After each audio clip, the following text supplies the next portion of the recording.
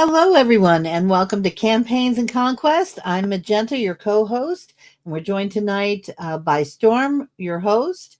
And we've got an exciting game. We're going to be doing a playthrough tonight, which is exciting. I've also got something new that I purchased that I want to share with everyone. So we'll do a quick unboxing of this paint set that I got, so you guys can see what that's about. And we'll see. I'll open it up here, and we can take a look at what it includes and see if it's you know something that you may be interested in if you like to do your own painted miniatures. Um, I've never done a painted miniature set, so I was kind of excited to try it. So that's the reason I bought it, and I thought I'd share the excitement with you guys and unbox it live on air so we can all be surprised together. What do you think, Storm? Nice. Good idea. Yeah, I didn't clear this with Storm first. I just like dropped it on him, like, "Hey, look, here's my adventure set." Kind of similar to the way I did the needle felting online, but this is a little bit more traditional way of crafting for the game. So um, I'm not going to actually paint with it tonight. I'm just going to unbox it, and we'll just take a look at what's included with it, and then we'll go from there. Right. All right. So, what did you have on your list for what are going to be doing on the show tonight? Well, we're going to talk about the revisions that it came up with the game from last night's playtesting. Right. Mhm. Which anyone who saw that last night, thank you guys for tuning in. We are going to be kind of revisiting that whole thing and trying again with a little different method. But did you want to do the play testing first, or do you want to get this No, you unboxed? go ahead. Go ahead. Does it come with Okay. miniatures? Looks like it says it All comes right. with free miniatures, right? It does. So here's what we've got. This is the Adventure Starter role playing paint set. It comes with 15 war paints. It is made by a company. Let's look on the back here. It's made by the Army Painter. I got this off of Amazon. It arrived the next day. And this one is the adventure set. So I've got a Tiefling Warlock, a Human Rogue. I'm not quite sure how to help you with that. Sorry. Neither am I, because Sorry. tieflings are a thing. But okay, we'll just Okay, keep on sorry going. about that. That was my I said the A word. Anyway, and then I've got, a human fighter, dwarf cleric. These are just 5 miniatures that it comes with. So, and then of course all the paints come with it. These are the different colors here. And let's go ahead and open it up and see. So it's got mixing balls in each bottle, it says. I guess that's a thing. Um, the pieces fit together, snap together, and there's a free painting guide, and there's brush comes with it too. So this got pretty high ratings on the old A platform. So apparently, people who buy it don't tend to return it. So that's always hopeful. So let's see what we've You got. mean Amazon? If you Hey, say, Amazon. then my device will start talking back to us. So just be aware. They'll go, I don't know what you mean by that. Anyway, so here is the included paintbrush. See the quality of the bristles. There's one errant little brush hair sticking out. That's kind of wasn't trimmed right with the others. So that's something I'll have to pluck out of there, I guess. But otherwise, it looks like a pretty good soft. Sorry, I don't know if you can see the spring back of the bristles, but anyway, looks like it's adequate quality. I haven't Yeah. tried it, so I hesitate to say too much. But Let's see if I can anyway, get you on the pull out full. the plastic part here. I don't know if There you we guys go. can Now see it this gets a or little not. more. Oh, did you zoom in on it, or did I just do that? No, I did that.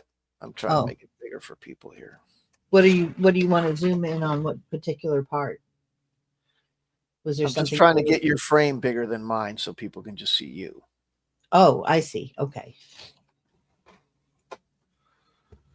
But I don't know what I'm doing. Well, we got a split screen now. So, okay. So I've got the box open and I've taken out the parts here. So Oh, this is the painting guide. spaced. right on top here. So it's got that with a, you know, little bit about the company and all of that kind of stuff. Looks like people having fun with their stuff, because that's automatic. When you buy it, you get a smile comes with it. That's where it goes. It's one coat and done. So that's kind of Sorry, I cool. don't know how to make it any bigger than that, folks. Sorry. How about if we do it this way? No, that doesn't work. I think I had it as good as it can get. Okay. Anyway, this gives you some tips, making a plan for how you're going to paint. There's some metallic colors that come with this. All of that kind of stuff. It's nice color graphics in here, some ideas for how you might want to paint things. So how to prime them and all of that kind of stuff. So that's good. And then this is, I guess, specific to this set, how to paint the adventure starters. Oh, look, there's a map here that's included, which is kind of cool. I don't know if you can see that. It's Farbend Village. So that's kind of cool. I didn't know that was included with it. And there's a quest that comes with it too. A village in need. Farbend is a small remote farming community, proud of its history. Our fields are being destroyed, and our weekly caravan that visits for trades have failed to appear for quite some time, and now our people are going missing. So, yeah, you can actually play an adventure with this right included in it. So that's kind of a nice little touch. I'm not going to read the whole thing in case there's some kind of copyright that might be involved, but that's just a taste of it. I like that it comes with that. And then these are the different additional things you can buy if you are really into what they have. Extra paints, primers, all of that kind of stuff, and color comparison charts. So it tells you what to look at next. And then this is how to snap together the miniatures here, priming them, and then when they're ready to paint, how to do it, how to clean your brushes, all the basics, which I'm going to need to know because I've never done this before. And then these are video guides. You can scan the QR codes and get the video guides to use to paint with them. So that's nice. And then what else have we got here? Here's some of the paints. This is plate mail metal. These are the pieces that come. So these guys snap out of the frame here. They are three-dimensional on both sides, so they're not flat on one side. And then the little base they snap into, so you could paint the base separately, it looks like, and then paint the individual miniatures and either snap them together before or after. I'm not sure which I'll do, but we'll see. I'm not going to paint tonight, just so you know. I'm going to, kind of stick with just the introduction here. But anyway. Then we've got more metallic paints in here. I think this one says this is a wash. It's a strong tone wash.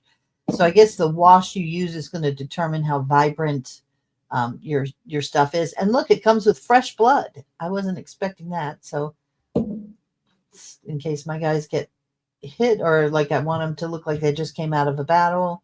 Dwarf gold. You always have to have dwarf gold. And what have we got here?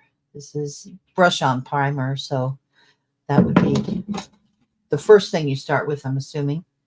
And another smaller, more, I'm assuming, a detail brush here, which I think this was supposed to be in here, but it really wasn't. So I'll take some time later on to put that in and see if I can't get that brush, get it pointier, for detail work. It looks like it's gotten a little bit mashed up in there. But let's see, what else have we got in here? Some other colors came with it, which I think the condition of these paints is due to the delivery person who is bringing them to the doors. So I don't think I blame the company for that. That's more my delivery person. But anyway, so let's see. We got soft leather as a color, wildfire orange, nice naming here. Elven green, of course. Rosy skin. And what is this one here? Some neutral red. And let's see, of course, you got to have some lawful white. And what's this one? Chaotic black. Okay. So there's a theme, a Dungeons and Dragons theme to the names of the paints too. A little bit of orc gray. They call the yellow here. Angelic yellow. And what's that one? Kraken blue. Oh, release the Kraken blue. Okay. So we have all our paints. It seems like a pretty complete set for a starter kit.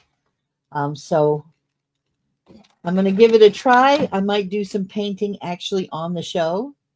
Anyone who's interested in painting as a hobby, we'll see how it goes. Kraken blue on you. Is that what you just? Okie dokie.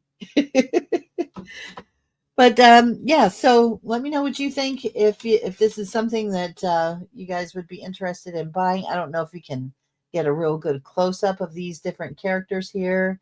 There's your archer or fighter, you know, and then wizard. I think is that what it looks like a wizard to me. So anyway, overall, my initial reaction is very pleased. We'll see when I actually get to painting how everything goes. With the exception of this paintbrush here, everything seems to be, exactly what I would expect. This just looks like it needs to be, maybe wetted down and smoothed to get to a fine point. Or maybe once it gets in the paint, that'll happen. What, refunded? Did you say refunded? Are you suggesting I refund it just because that paintbrush is a little wonky? I don't think so. I don't think I'm going to become an expert overnight. I'm, going to give it a try though, because it does sound like fun. So I especially want to paint something with red with fresh blood. That's exciting.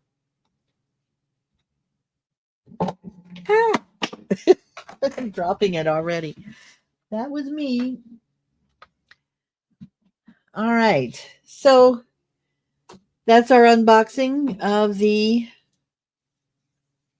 paint kit here by Army Painter and their lovely little map here. So I'm going to put all that stuff back together. And once I get a preparation done, I'll do the priming. Oh, get or make a wet palette, thin your paints. Okay. That sounds like good advice. They're acrylic paints, so what would I thin them with?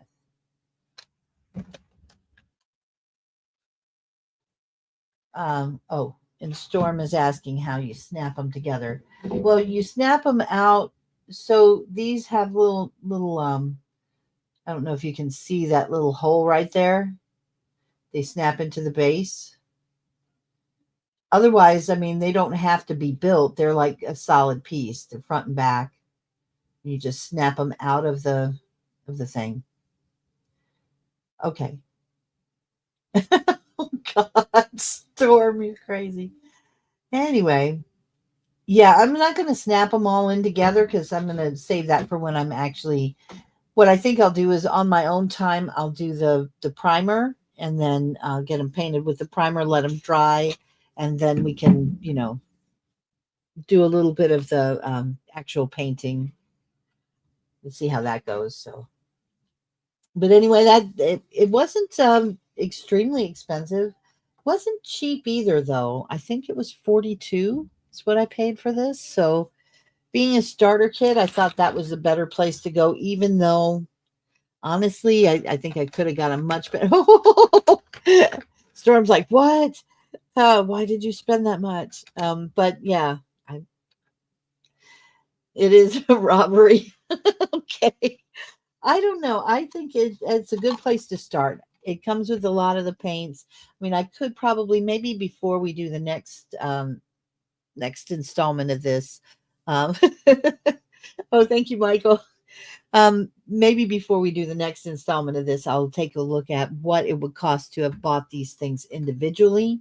You know, go from there. But since I haven't done this ever before, I kind of wanted the extra guides and the all inclusive, so I could just open the box and just get started right away. So we'll go on with that later. And then next step is going to be doing our, I guess, picking up on our play testing. We did a little play testing last night, but I think we're going to maybe revisit that and see if we need to do some different things with it as far as the magic goes.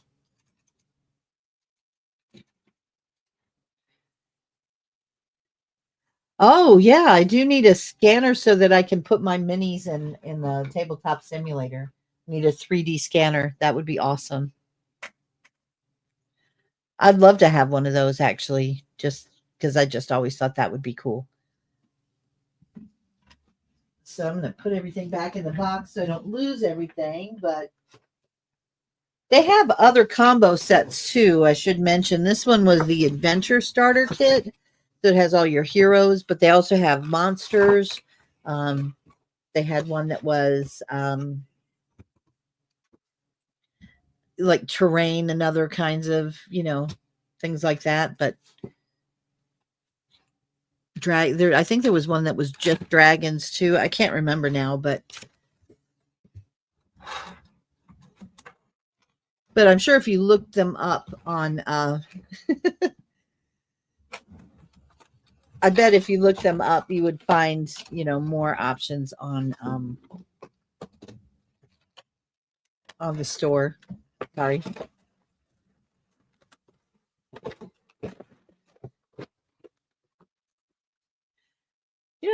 One thing I like about this is everything fits back in the box. Sometimes that doesn't happen that way.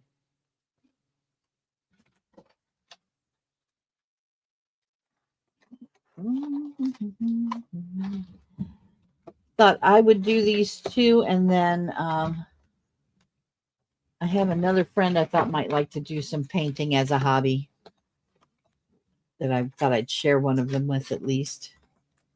There we go. Okay, so that is our quick review of the Adventure Starter combo set for painting. So I'll more to come on that after I actually use it. Yeah, I think I might let the kids do, well, the older kids. I'm going to turn off my camera now so that you don't stare at my blank desk here, but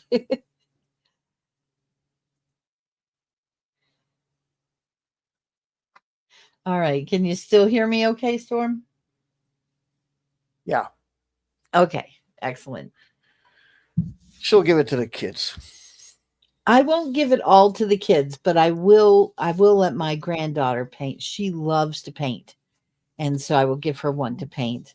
And my grandson, the older one who is 13, It'll he be a would pink pony girl, won't it? Well, I don't know.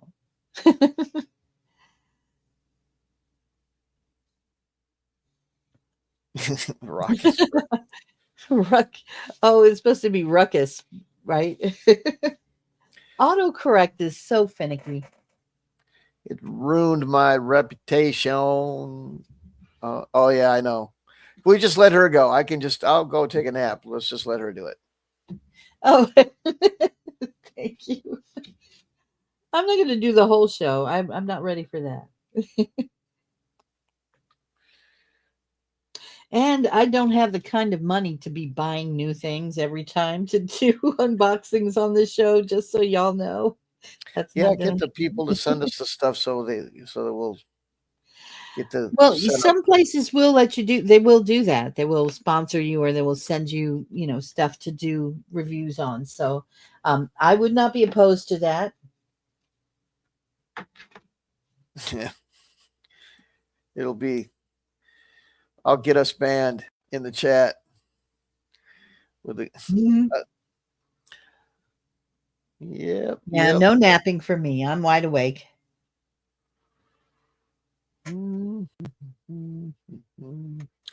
All right. So,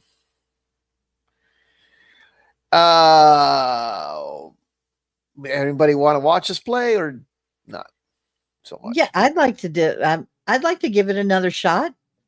If you don't mind, on the tabletop simulator, I can pull that up and share my screen. Okay. Let me. Well, go ahead and start the session.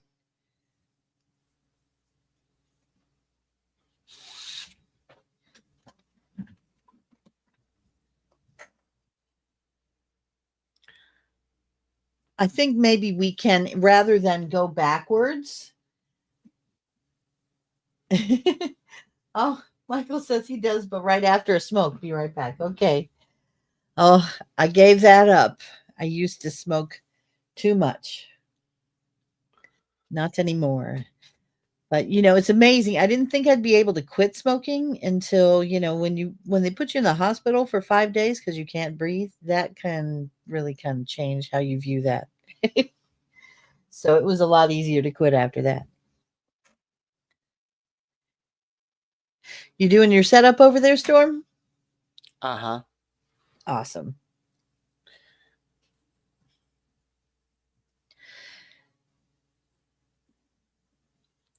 Five days. 5 days? Really? Huh. Oh, yeah, that's how long I was in the hospital, yes. Because my oxygen levels wouldn't come back up. And it was, severe asthma, emphysema, all that kind of good stuff. So, but I'm much better now. Been, doing the right things and taking good care of my breathing. I got some really cool breathing exercising things. They actually helped. It's amazing. Like when I would get the urge to give in and smoke, I would grab one of those lung exerciser toys that they sent me home with, and I would use it. And it was like, okay, this is what I do instead of smoking now. But because a lot of them you have to, intake, as much breath as you can, and then exhale fully, and all of that kind of stuff. So it helped. You know what I used? What did you use? Big Red. Oh, okay. And my granddad quit by using a stone. He had a pebble, a smooth pebble that he would roll around in his mouth, and I was like, wow, he's lucky he didn't like. Yeah, I know what you mean, Michael. Smoking is both horrible and very enjoyable at the same time. I remember. But I was I young. didn't need no candy and just chew on a rock. He I didn't ain't chew on gonna the let rocks. them. He rolled it around in his mouth. I Like didn't let them krauts beat me. I won't let that damn cigarette beat me. I just chew on a rock.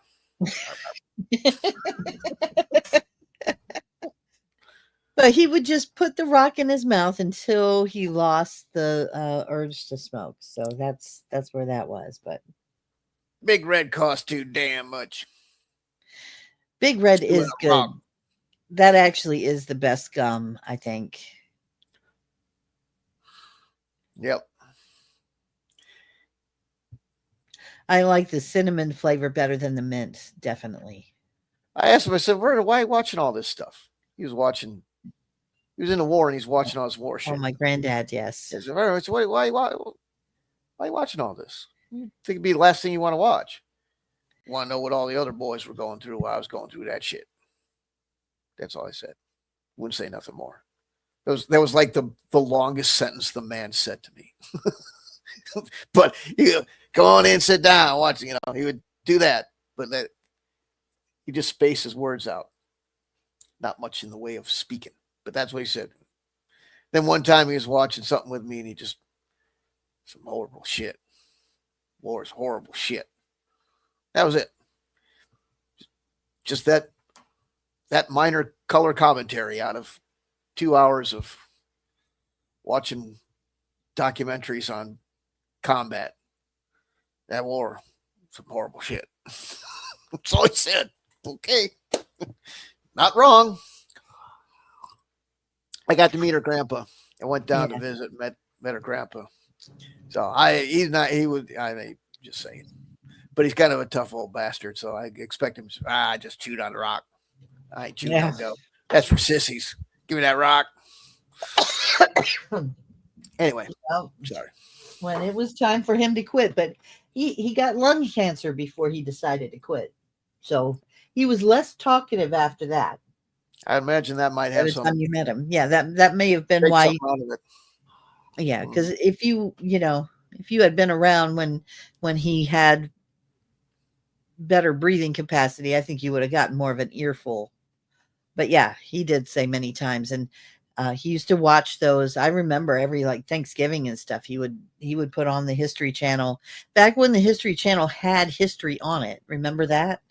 Back when it used to be Yeah, about we had to go around and check the listings for all the cool shit because it was on all different channels. It used to be on all that one channel, So Yep. then he busts out some places I was at. I was like, I don't really want to watch this part. We go back to the old shit you were at. Oh wait, that's not nice. Fine. So we watched that shit. Anyway, so yeah, so you said you didn't want to go backwards. You don't want to continue where we're going. We played for what, hour and a half. It was more like 2 hours, I think. Well, I don't know. We talked and then we played. We played what for one round, and she died. So then we gave her a whole party, and we played another whole different dungeon crawl. And let's see what happened. They found her party found a map and a key, but they couldn't figure out where to. So they went wandering around in the dungeon some more. Went down to the second level, got themselves into a fight, and that's where you'll be able to see it now that I can upload the thing onto the platform that doesn't censor me for stupid things. Anyway, where we got to see the first use of the magic. The problem with the magic is I was too harsh. I didn't want to give away a bunch of points because I didn't want to be like, oh, you can just be this master Merlin wizard right away.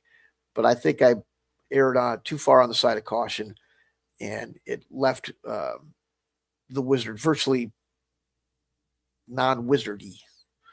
So we decided that the formula for points for the wizard was going to be augmented by whatever instrument that you have to channel your magic. So we gave he had the miniature had a staff, so the staff gave it 2 extra points. Now she could do something.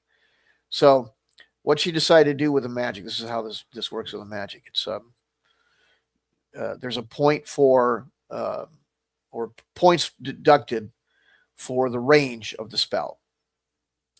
There's points deducted for the effect of the spell and the type of spell. So what she decided to do is she decided to make an impulse spell, and she used she basically created a small whirlwind or tornado or something type of thing right where this monster, which was a the hell was it? It wasn't a beholder. It was a Like a beholder, but was similar. But anyway, had a big eyeball. my old Some ass tentacles cannot with other remember eyeballs. the damn thing, what they call that. Anyway, it came out of a pile of old weapons that were in the middle of the floor. So she cast this mini tornado, and it was kind of like the dagger. What do you call that spell? Cloud of daggers. Cloud of dagger, whatever that's called. It was kind of like that. So that was a pretty ingenious little thing she came up with. So what we're going to do with the spells is So what you do is you write that down. Write down the points it took because I'm using this range and I'm using that and all that stuff. So write that down. And then just briefly explain what it does. And it'd be nice to explain what it looks like. I want to have it. Of course, nobody has to follow this, obviously, but I'd like to make it a requirement that whoever's casting it, explain what it physically looks like to the eyes of everybody else observing it. Is it a pink gaseous cloud or a blue laser or whatever, that kind of thing. But anyway, once you've made the spell, write it down. So just makes sense. I call it my pet tornado spell. Right. And that's what it looks like, a little mini tornado. And the idea is that everybody would have their own spell book then. And the possibility of trading and or selling these spells could come up, which I have some ideas for. But that way everybody's got a unique spell. I don't like everybody having the same spell book and all. It gets a little boring, So, and I think it's interesting to come up with these ingenious ideas to do with the magic by making up your own spells. So that's what we're going to do with it. With the spells. You forgot to mention the downside of that too. What's the downside? Remember we talked about with the spells that, if you're making up your own spell, there is a chance that it could completely backfire or not be what you thought it was going to be, or, like some other times, I don't know if there's some, fictional characters like, first thing comes to my mind is Willow in Buffy, when she decides she's going to create a little light that's going to help her find her friends. And instead she ends up creating a whole swarm of lights that turn around and attack her instead, that kind of backfiring. Mm-hmm.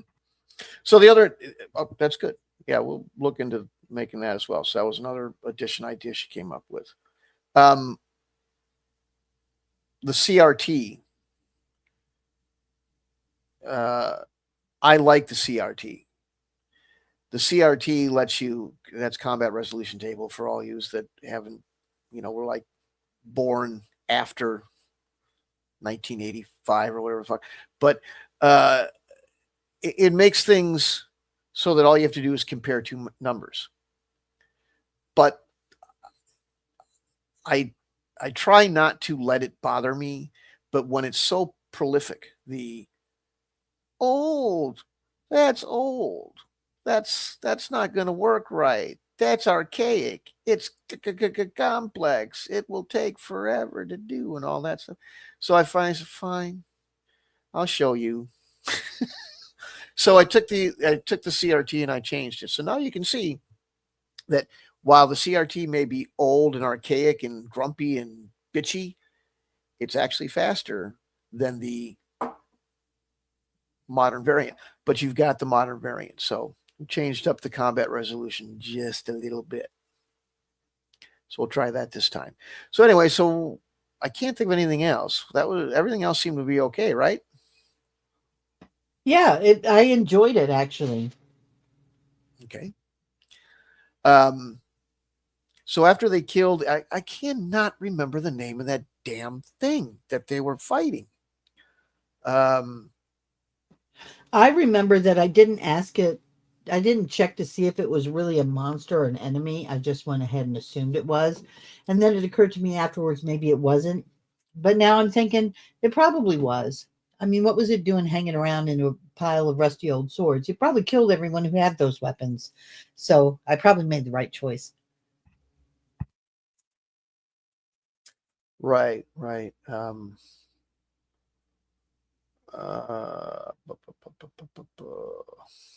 So anyway, whatever the hell it was, they killed it. And then they found a magic mirror on the wall behind it. And that's kind of where we left it at.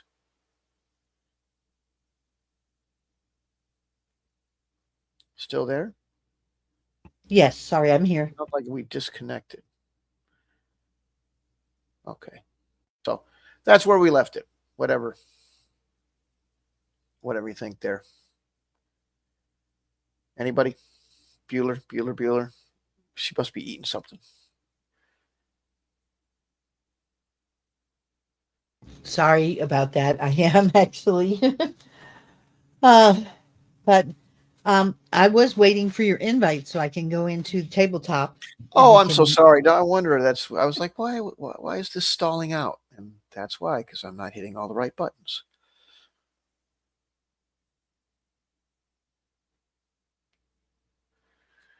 Did that work? Yes.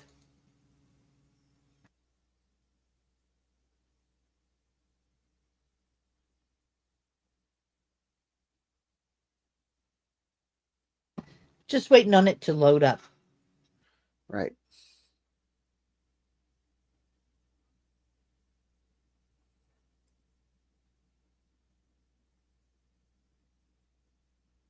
So here's what I want people to do. If you're bored and you want to leave watching us, say, you know what? I'm a little bit snoozy, and I need to leave. I want some feedback, and I don't care. I mean, don't be fucking mean about it, but I really do want to, try to gauge what people are, feeling here. Um, so don't be shy. If it would be nice to know. Don't worry about hurting Fifi's. We're trying to make a better show here. Cool. You had Fifi's? Yeah.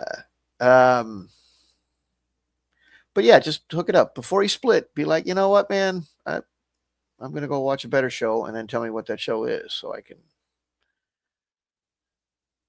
go in there too and heckle it. I won't do that though, not really. You better not. Not under this account anyway. Just kidding. Yeah, okay. I don't do that shit. I'm too old to even know how to run more than one account.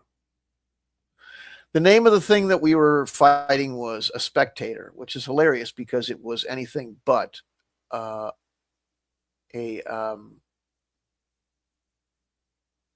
mean, it did more than Well, watch. I didn't really give it a chance to become anything else because as soon as I saw it, I had the initiative. I just attacked. And then halfway through, when it's like bleeding and crumpled and dying, I started to think, oh, maybe I should have tried to talk to it. Maybe it has all those eyes. Maybe it saw something. Go murder hobo. I really don't get the whole murder hobo thing. You're there to kill shit.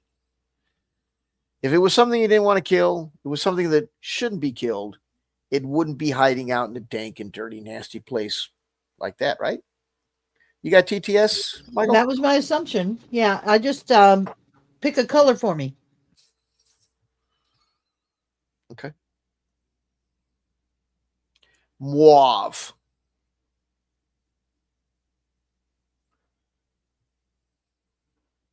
The ugly pink. Okay.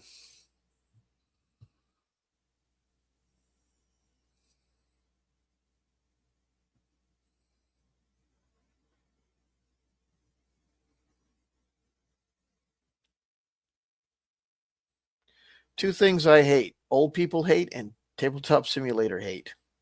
You should not hate old people, and you should not hate tabletop simulator. Everybody, and I mean everybody, should own this program. I hate it when people should all over me. Should all over you? Yeah, That don't happens a should on lot. quit Are they quit shitting all over shooting you? quit shooting on people. It's bad. Wait, I'm sorry. Well, scat man, do to you.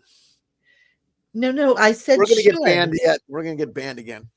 Okay, you're gonna have well, you're the one dropping all the F bombs tonight. May I remind you? Well, you can And say I fuck. You said just can't. should. I said should. Okay. So Sound maybe like you need to shitting get all your over. old man ears checked. Hmm. Could be. Just kidding. I'm feeling a little saucy tonight, so sorry about that, you guys. Saucy or sauced. I do not drink. I'll have you That's know. right. I have never liked alcohol, actually. I mean, well, with those exceptions on my birthday, but we won't talk about those. I did used to have an annual tradition of getting drunk on my birthday She's and as then funny as hunting George rabbits. Bush when she's drunk. Does that work? Does he link it on? I gave you a link there, Michael. You can get on the stream. Yeah, she's funny as George Bush. There he is. There's all 5. Takes 10 seconds because I get free internet from. All right, I'll stop. How's it going, man? I'm in. All right, all right. Hey, good to hear your voice, Michael. Something. Yeah, let me I got you running in another window here. Let me close this. Oh, there we go. That's better. All right. The only thing I'm going to quick change is the lighting in this thing because it's bleeding my eye out. Hold on one second. Switch a room.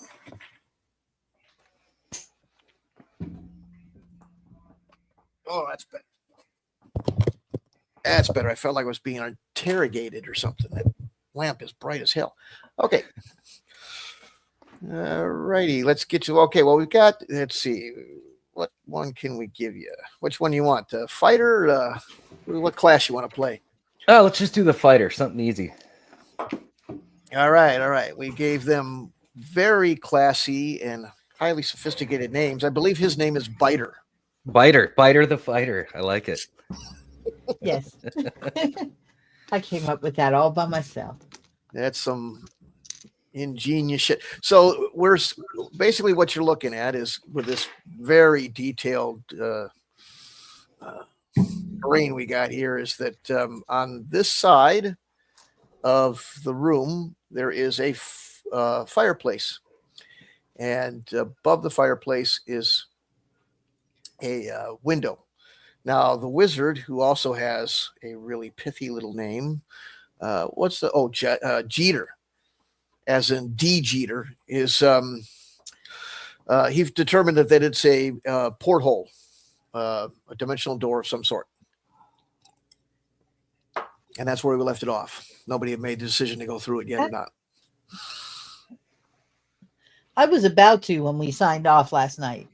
All right. All right. Yeah. I see a hole. Let's climb through it. Where does it lead? Right. So it is about face high for the average person. It's a little bit taller for dwarfy. There is no way to just walk into it. You're going to have to walk up to the fireplace and maybe get a boost to get into now is the fireplace burning? Is it just an empty fireplace? Is there a hearth mantle?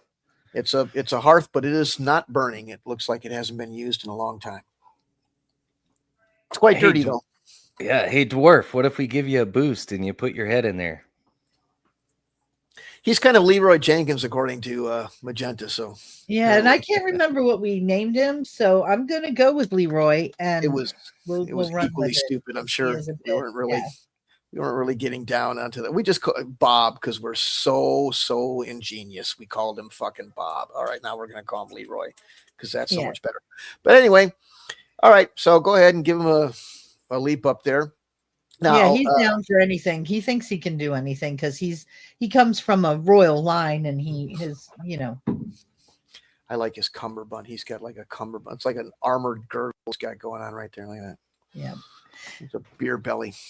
Anyway, so if you give him no problem getting him up with the fighter and a little bit of a boost, and he goes. It does suck him in. With a giant sucking sound, and he disappears. Oh boy. Do we wait to see if he pops his head back through? Did you hear him yell anything on the way through? Yeah, that was the thing.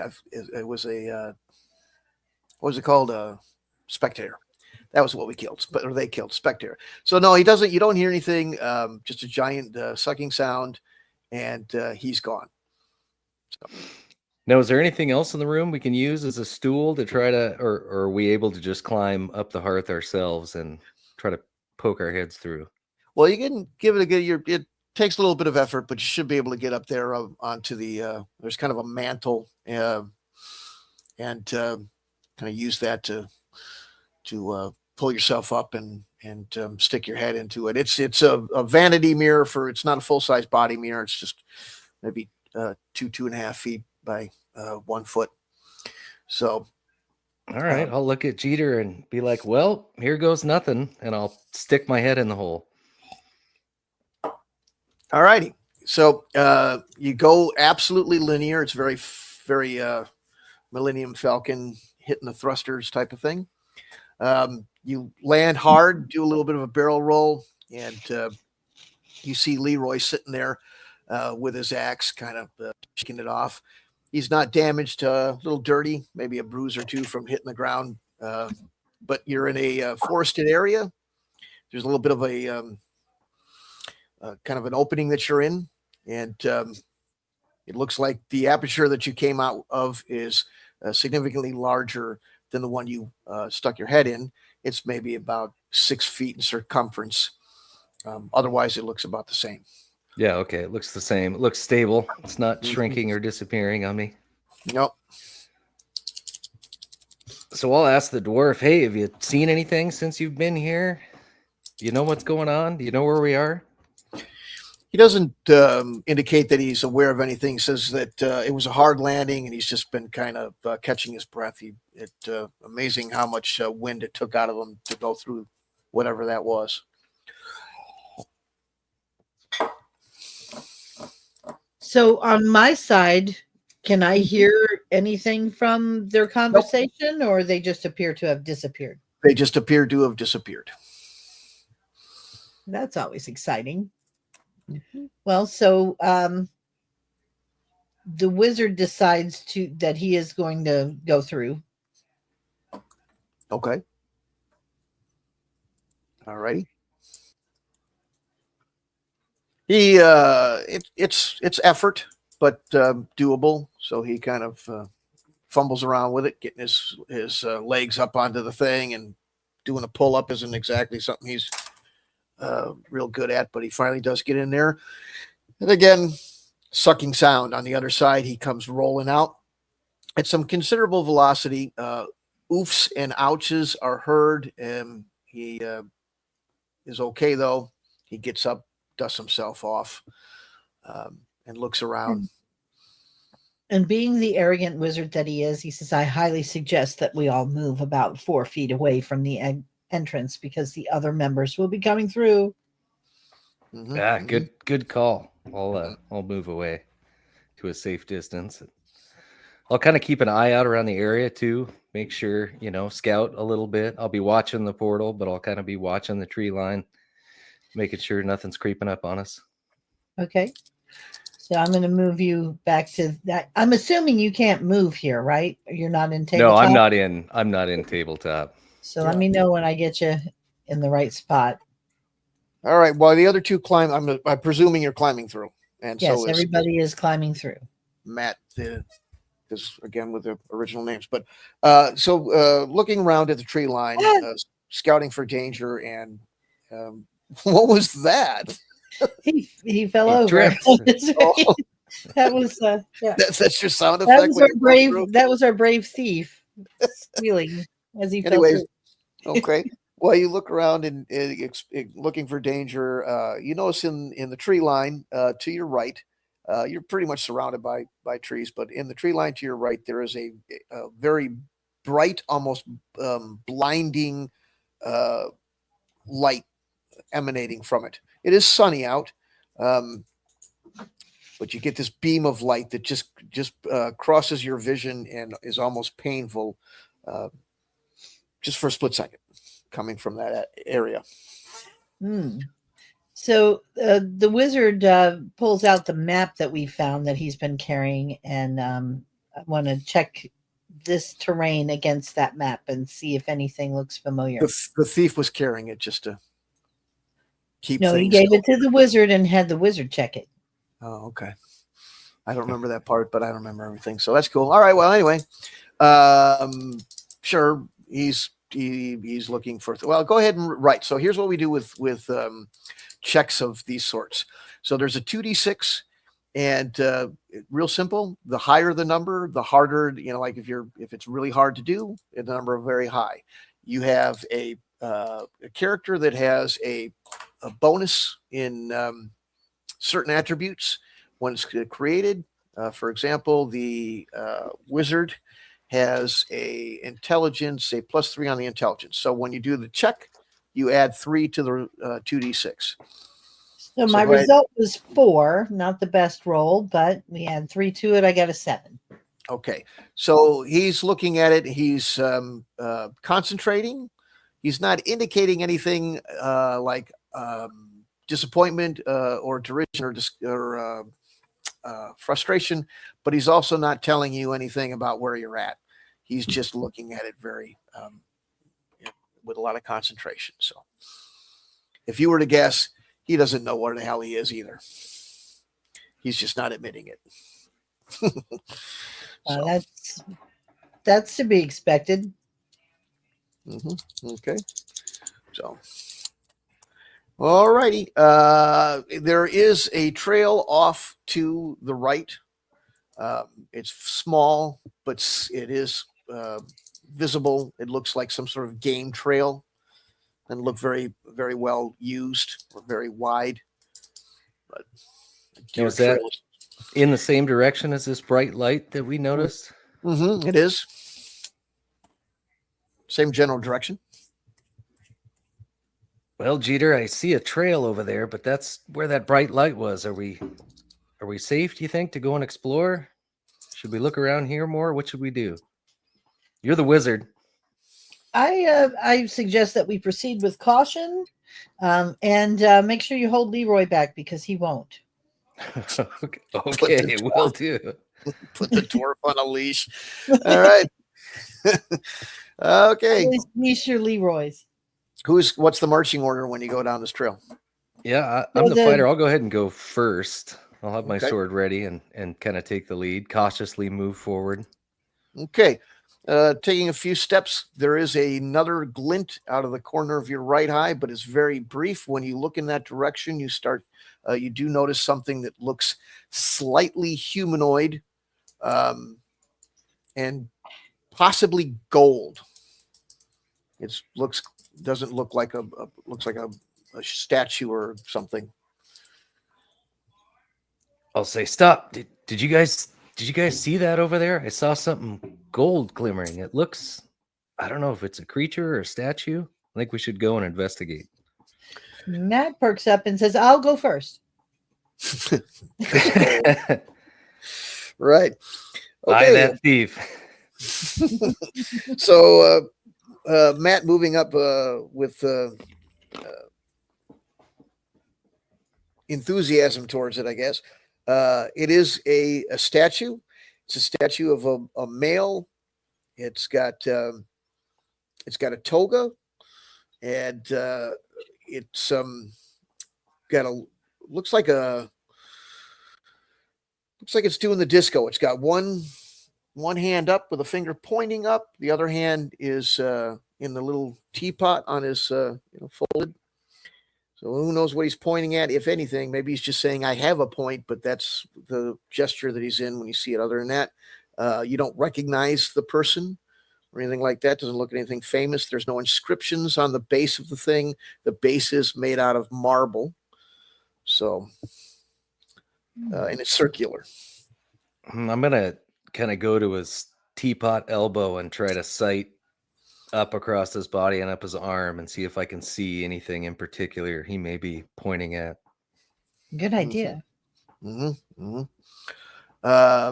Meanwhile, Matt is gnawing on his pinky to see if it's real gold.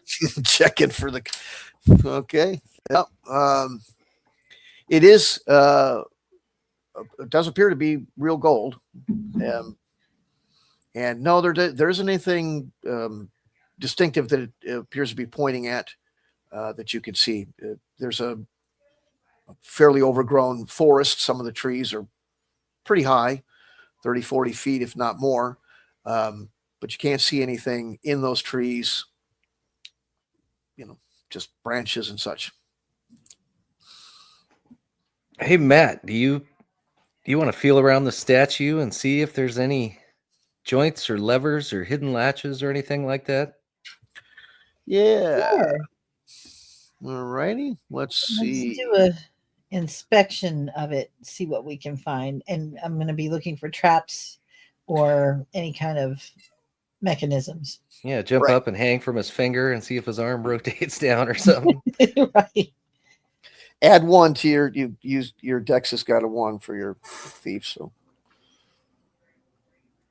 what you get? Okay, so I rolled an 11, so I got a 12 altogether. Okay. All right. He finds something, inspecting it, low along the waist. It's a little homoerotic, actually, but he finally gets down in there and finds a spot. And he goes, "There's a lever down there." And he looks a little apprehensive because of the location, but he finally does push it. And sure enough, the chest opens up, and the sternum kind of comes out and lays like a tray, and there's writing on the tray. So, Ooh, writing. That's my department, says the wizard. Yeah, what's it say? You know, I can't read. all righty, roll your dice to check for languages. To read. Oh, I picked up an arrow. Oops.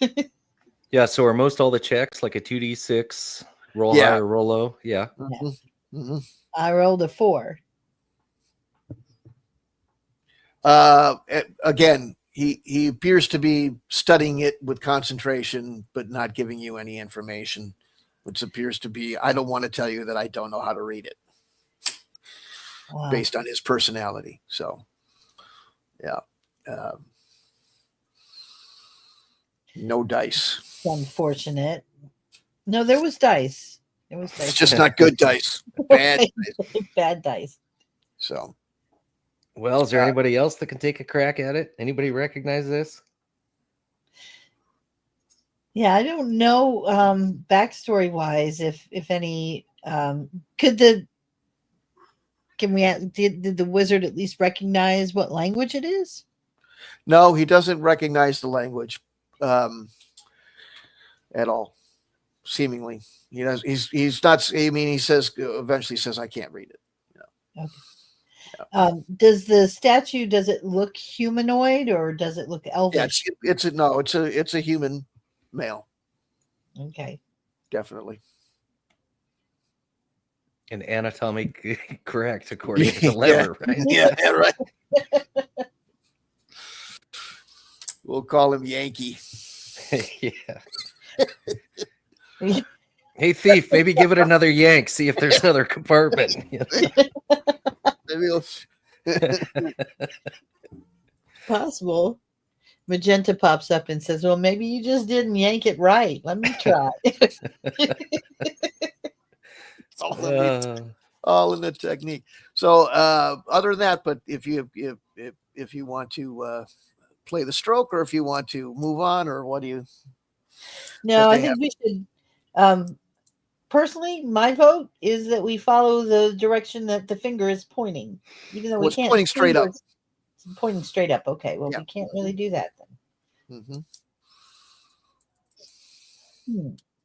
Well, what time of day is it? It's pushing towards noon. The sun is pretty high. Okay. And we can see this game trail clearly leading off past. Now, is the statue next to the trail, or was it off Well, it in was the about bushes? about 5 or 6 feet off of it. Right. Okay.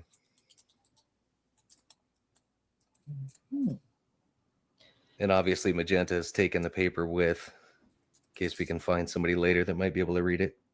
Right. It's inscribed in a plate. It's not paper. Oh. Oh. Okay. Yeah, it's the inside of him came out, and there's a little hole in there, and like his chest is like a got something written on the inside of it. So he's got a big gaping hole. Do we have any? Does the wizard have any paper or anything where we can make a rubbing of it? He looks around, and there's he looks like there might be enough open space in the map, the corner of the map, to try to get the thing scribbled that way. Although some of the artwork of the map will hinder it, but he can do that enough to try to make a copy of it. So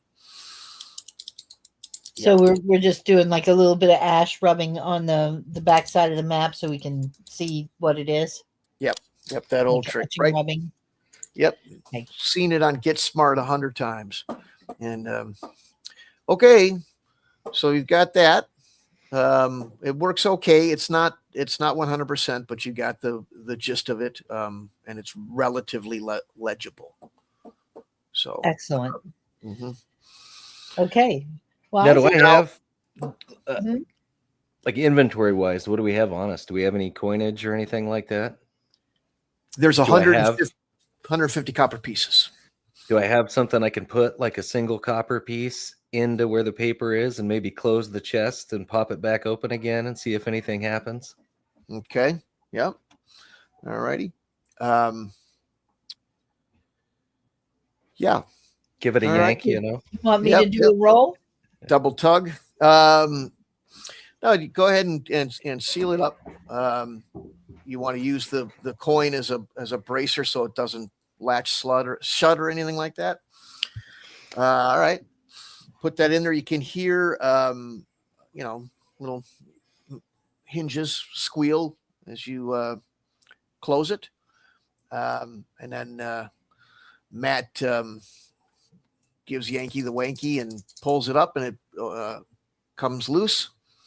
You can hear the coin drop, and it hits something, but it doesn't sound like a thunk. It sounds a little like if you dropped gravel into a bowl. Okay. Like a hollow sound?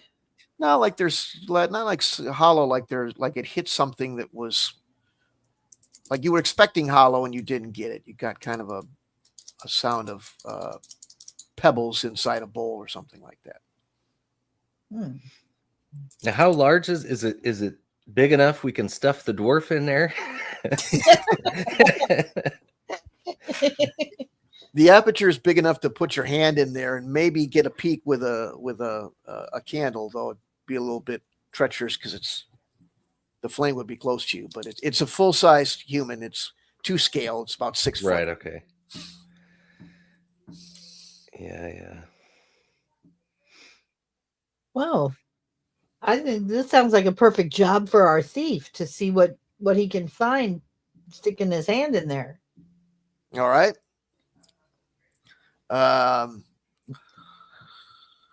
So he puts his hand inside the thing, and you hear him go, "Ew," and he pulls out.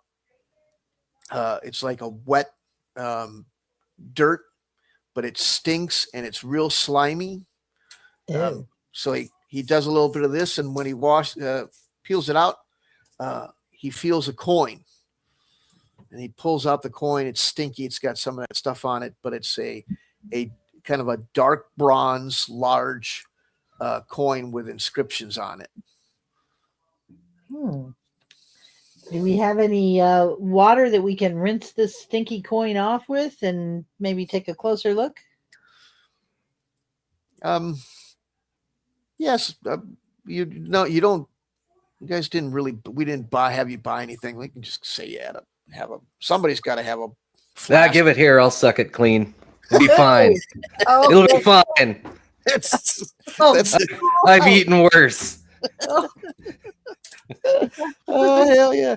So they clean it up, and looking at it, everybody gets a look at it. It's fairly large in your palm, and the wizard speaks up and he says, "Wait a minute," and he opens up the map, and on the right corner of the map, the inscription that he put is on the left corner, but on the right corner of the map, the artwork of the coin matches completely up to the artwork on the right side of the map. It looks like a compass of sorts, but it's very got a lot of frills around it. It's got some adornments to it, but this coin looks exactly like it.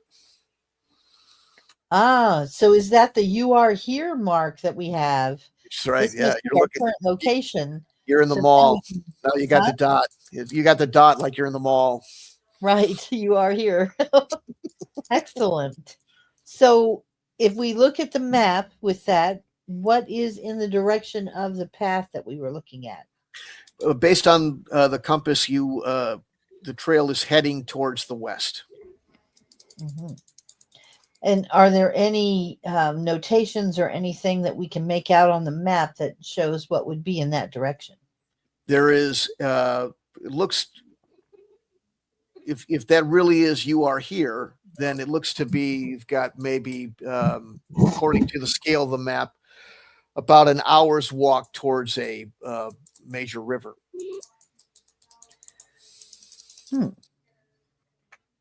Okay. The cat, dude. She's playing too. And she's telling me that we should probably take a look at what else is along. Like, is there more if we went along that river? Is there something it would lead to on the map? Beyond beyond the river, there's a uh, very hilly area. Looks to be forested. If you're looking for some sort of city, you would have to get to the river and head north and follow the river about a day's worth, and it looks like there's some sort of city marked on there. Okay. Does this map show any indicators? Like, is there an X on this map for a hidden treasure or something like that? Do we even know what this map is leading to? No, there's no X marks the spot on it that you can see now. Biter, what do you think? Should we try and find the nearest city from here? Yeah, I mean, we should at least head to the river. It sounds like we didn't grab a bunch of provisions. Maybe we can get something to drink and see what time it is and start working our way up to make camp or try to make the city. Yeah, you could at least wash that taste out of your mouth. Yeah, definitely. That was disgusting. Okay. All right, so we're all decided we're going to take the path. Okay, all righty. It is not the easiest path to follow. It almost disappears at some point, so the going is a little bit slow, but definitely a game trail, not direct by any stretch of the imagination. So following it does give you about an hour's worth of walk. You do start to hear the sounds of flowing water. Smells like a river coming up. You haven't quite seen it yet, but it's getting there. You can hear it audibly. So let's see. And Who's ready for a swim? all righty. So while it begins to clear, it being the woods begins to clear a little bit as you get closer to the water. You can see up into the sky better. It is a nice clear blue sky. About noon, little past, pretty hot outside, and then you hear a giant screeching coming from above you. Some form of avian screech, you think. Well, I definitely look up. What was that? Do you guys hear that? Flying around is a very large bird. Looks to be like a vulture of some sort. Maybe it's white and blue. The head is blue. It's got some crowning feathers. The leading edges of the wings, the tail are also accented white, and it's circling. And it looks hostile. It's definitely circling us, or not. Circling, It's just circling the area. Yeah, it's just up there around over the river, circling. I don't know if you can see this, but we've all kind of raised our weapons on guard. Mm-hmm. Yeah, Except actually, maybe. Leroy is hiding under his shield right now because he's afraid of birds. maybe we just keep proceeding towards the river cautiously and keep our eye on it just in case it's circling. I don't know, some battlefield, something going on. Food. Mhm. Yeah. Can I roll for intelligence to see if we can recognize what kind of bird it is? Did you say for sure it was a vulture, or were we just guessing? It looked like a vulture, but huge. But yeah, if you want somebody who have a maybe the wizard would have in his vast knowledge, something like We hope that. he has vast knowledge. Okay. Mm-hmm. Mm-hmm. Yeah. So we're going to do, I guess, would this be a lore check to see what we can tell Yeah. about the bird? Yeah. Okay. Yeah. I tried to keep the skills out of it and just went with the old school attribute type of Ooh. check thing with it. What'd you get? I know my wizard has extra intelligence. He's got 3 intelligence points, but he rolls badly. So we Mhm. got a 3 plus 3 is 6. So he kind of gives you a very politician's answer. It could be this based on this, that, and the other thing. In the woods, might likely be that, but nothing definitive because it's evident that he's just masking that he doesn't know again. To which Leroy said, "If you were at my father's court, you'd be fired by now and we'd be eating you in a stew." Um, all right, so you're going to just follow the river from this point and head north and keep your eye out for it and make sure it doesn't lunge at you or dive at you or something. That's basically the plan you're taking. Yeah. Yeah. Okay. All righty. But extra checks to see what's in the surrounding, because maybe there's something dead, which means maybe there's something killing something. Mm-hmm. Moving north as you keep your eye on what's going on with this. It circles for some time. Occasional loud screeches come from it. It's definitely loitering in a particular position. Doesn't seem to notice you, or if it does, it doesn't give any about you. You watch this thing for about 20 minutes. As you get a little bit closer to it, you realize just how big this thing is. It's probably got a 20-foot wingspan on it. Hey. And out of surprise, you hear splashing and very loud splashing, and that gets your attention. When you look to your left, coming out of the river is a gigantic, thorny, back-bodied snake, Oh, and it comes up out of the water, and you hear another gigantic scream from the bird, and it dive bombs and grabs this snake. And the snake is fighting and bites at it a couple of times, and there's quite a struggle, but ultimately the bird flies away with the snake and lands somewhere off into the woods that you can't see on the far side of the river.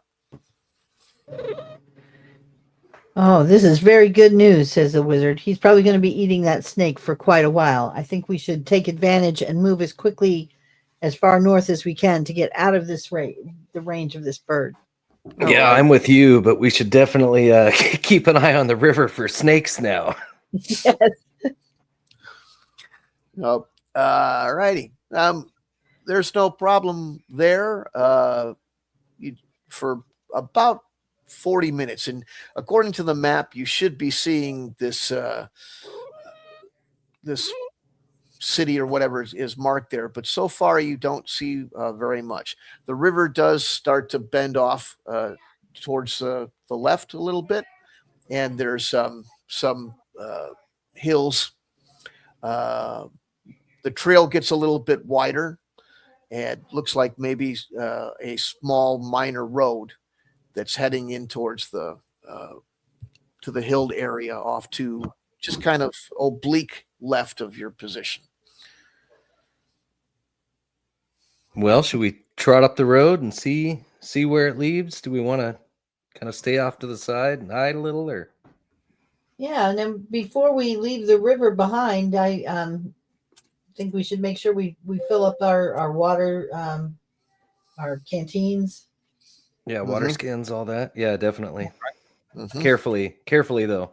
I'll keep an eye Yeah. on the river while they fill theirs to make sure there's not a giant monster anaconda waiting. We'll take Mhm. turns filling the water bottles. Yeah, Um, the rest of us will be on guard while one of us gets their water bottle filled. So you take your turns. You're watching. Um, the dwarf pulls out something to eat out of the rations and opens it up, and he starts to gag and retch. And he says, "These are all spoiled. All the food's gross. I don't know what happened, but it went bad." How long have you had that food? Uh, he thinks about it and he says, "Oh, ever since we left for the dungeon, what, about a week ago?" Oh, did you have like cooks who prepared your food for you before you came on this adventure? Maybe. Why, a little bit? What's that have to do with it? It's rations. They're bad. They soured. Maybe they weren't wrapped properly or something. Maybe the portal. Maybe we were in there longer than we think. Mhm. Well, let's all check our rations and see if it's just the dwarf's rations or if it's all of ours. Everybody's is spoiled. Oh, Hmm. okay. Well, we should head cautiously still, but we should head for that town because we're going to need some food. Okay. Yeah, and All I'll right. dump my spoiled rations in the river. I'll get rid of it so I'm not lugging around stinky old. Good plan. All right. Yep. When you throw the food into the water, very odd looking purple one-eyed fanged little fish jump up and scarf it all down, about maybe 20 of them, and they eat it ravenously and then disappear. Hmm. They had light purple lips, big fangs, light purple tails. They looked like rocks. Their skin looked like rocks, and they had wide eyes and big fangs. Well, wizard, did you bring your pole? I will not be fishing for those fish. Well, then we better hightail it to this town and get some food. See if we can find an inn, some kind of lodgings. After a little walk through the hills, fairly unevent filled, other than observing game and things like that, deer, nothing, uh, dangerous or imposing. Just We see deer. yeah, very National Geographic type of view there. Well, Uh, I do have a bow. If mhm. we're hungry now, perhaps I can. Can I target one of those deer and see if we can't bring one down for lunch? You can try to stalk one without spooking it and see if you get a shot. You could roll your dex check there, and Okay. and then take a shot. Yeah.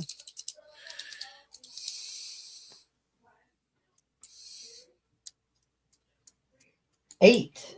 Okay. All right. +1. So no problem. Get yourself a nice dough. It looks like it should be sufficient to give everybody a little bit of sustenance there. So fairly Okay. easy kill. Hmm. So now that we have this dough, we're going to have to make camp. Obviously, to make a campfire and dress the deer out and eat Okay. it. All right. Yep. You're going to spend the night partying down and having some venison, and your wizard gets you 6 points back. Anybody who lost any hit points gets their hit points back. I don't know that anybody is wounded, but there might be a couple whom are. I think maybe the thief lost a couple of hit points, but we'll change that for him. On event-filled evening, reconnoitering with the map, it looks like you shouldn't be. Looks like you're damn near out at the town, but you don't see anything at the moment that looks like a town. Doesn't really specify the size of it or anything like that. It just marks it as some sort of civilization. So In the morning, shit, shower, shave, everything's cool. Up you go. You feel much better, fully, rested and fed. And if you proceed down the trail further in the direction we're going, Yes. Yeah, we'll do that. We'll head towards town. after a good 20-minute walk, you do start to see some farmland.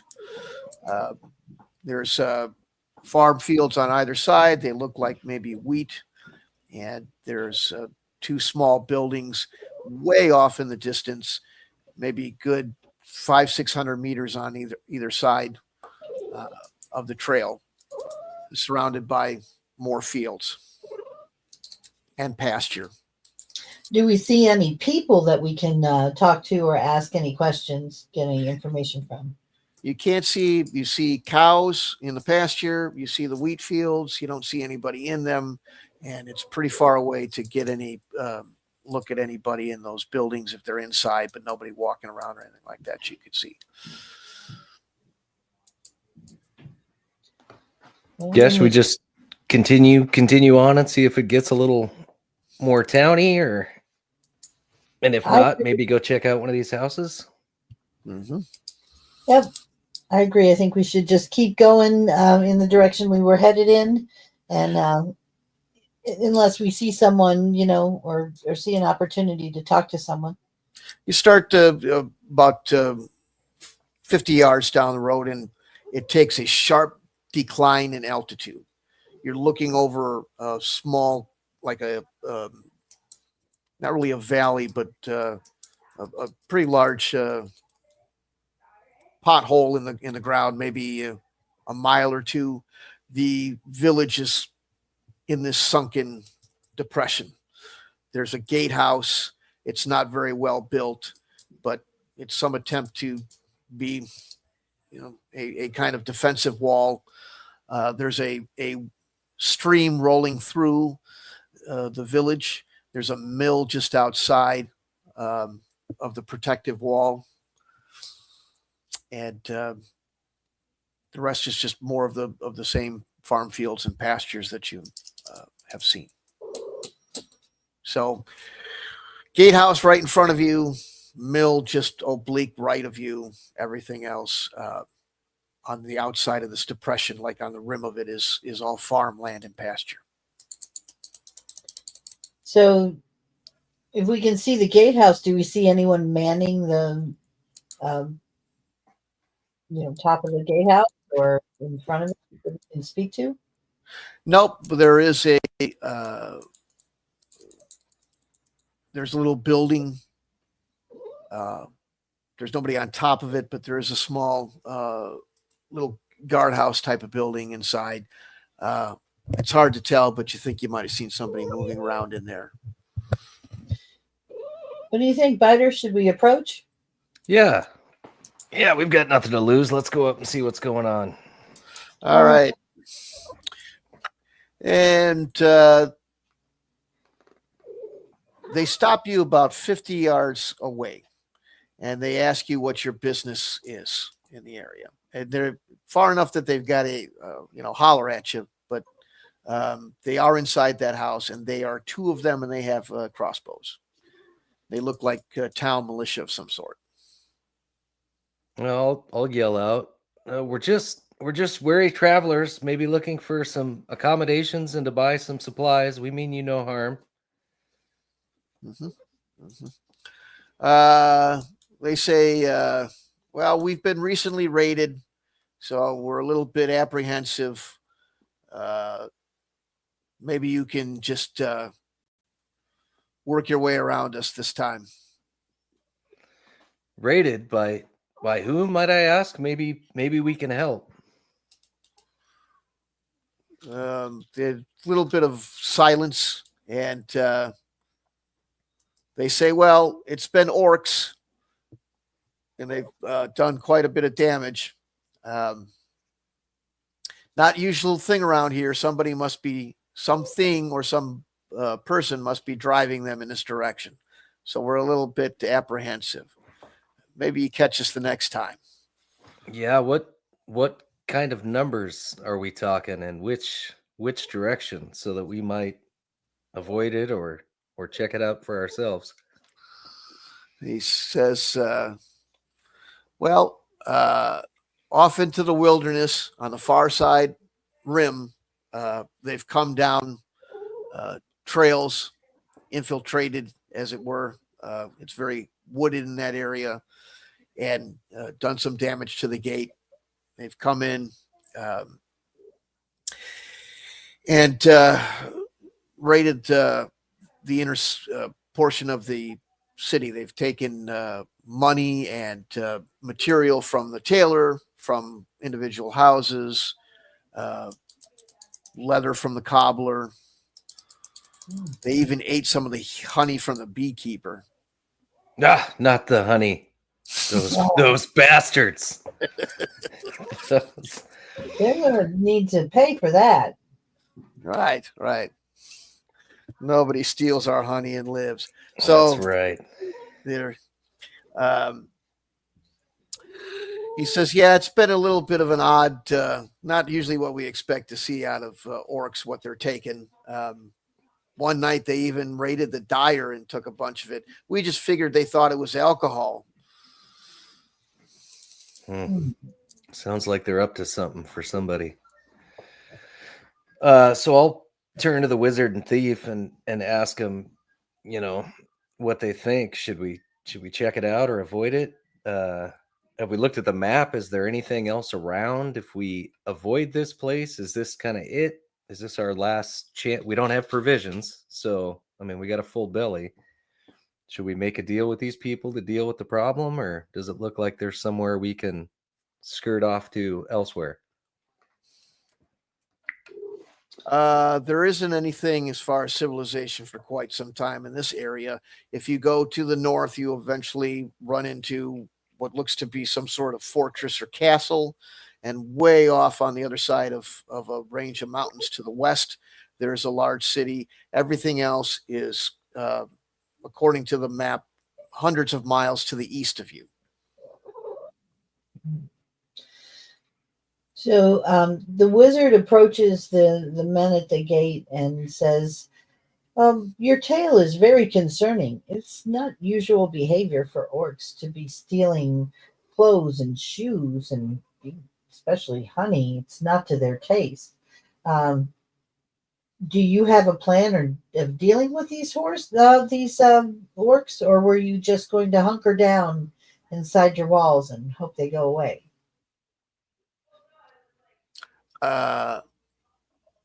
He says, well, Tony's here, by the way. Hey, Tony. He says,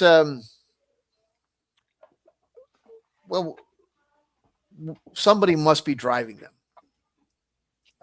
Why would they be taking what they're taking on their own? If they were going to take something, they would go raid the farms and steal our cattle, or maybe break into the bar for some alcohol or something like that.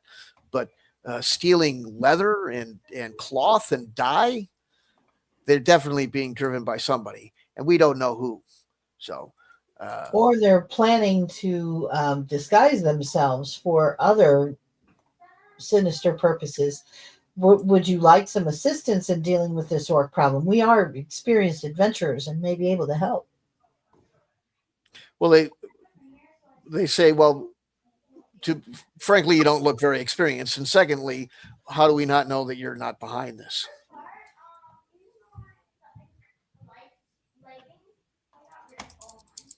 That is a good question. How can we prove to you our loyalty? He says, well, surrendering all your weapons is a good start. Then you can talk to the elders. Let me confer with my colleagues. Yeah, I'm down. I'm down to go in and talk to the elders and see what's up. These don't seem like untrustworthy people. I think we're safe to leave stuff here. Plus, we need provisions desperately. Maybe they can help us with that, or maybe even hook us up for our trek out there to investigate. All right. They agree. The two men come out. They have a kind of maroon smocks and militia helmet. They're both carrying their crossbows in a don't F with me kind of, we've got you covered manner. They move slowly outside, maybe about 10 feet. And then they come here and then they raise their crossbows and aim them right at you. I'll cautiously unbelt my weapons and set them down kind of right beside me and move forward cautiously. All righty. We So all do that as well, with the exception of the thief who surrenders all of his obvious weapons but keeps one dagger tucked he's into got it. his boot. Yeah. Right. Okay. Fair enough. All righty.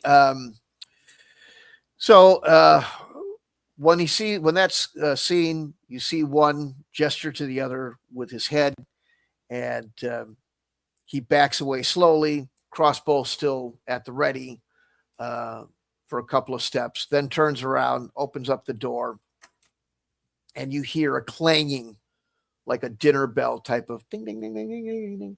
And running along the wall from some position you don't know where the origin is, but there's 5 more of them, and they all have crossbows.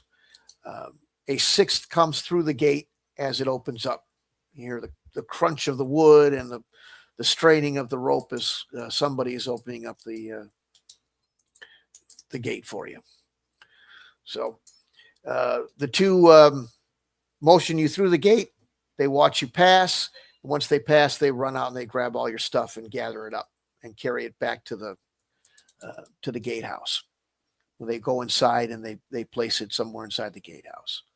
So the entire time, the men up on top of the gate keep you under cover. When you walk through the gate, they spin around and now they're aiming at your backs.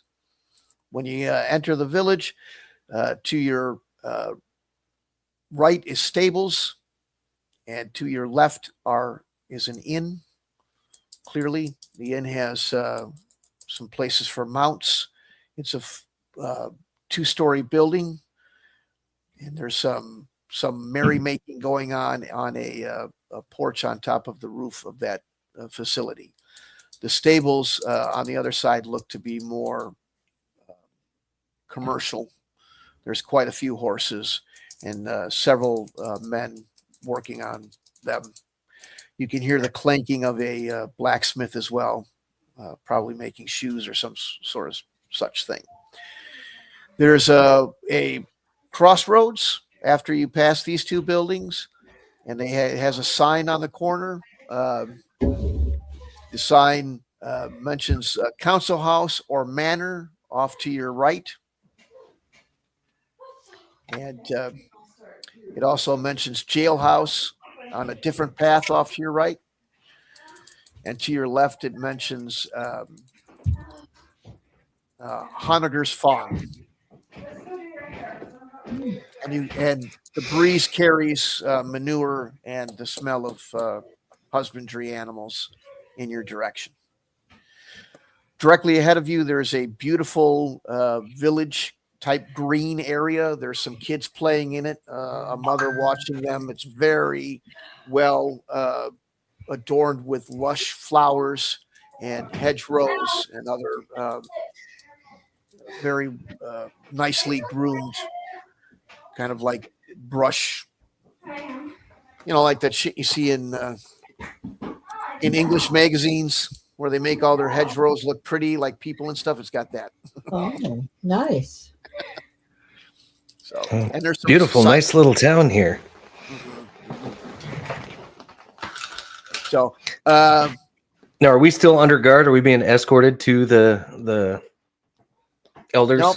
You just got the crossbows at your back, and you're still within range. But coming down the trail from the road that leads to the council house, there's a young squire-looking individual real fancy clothing, fancy little cuffs, no weapon. He's looks quite clean, and he approaches you. You have this slight whiff of perfume about him. Um, he tells that he is the assistant to the Council of Elders, that he got word that there was strangers. He sees you, you must be it, and asks what your business in town is.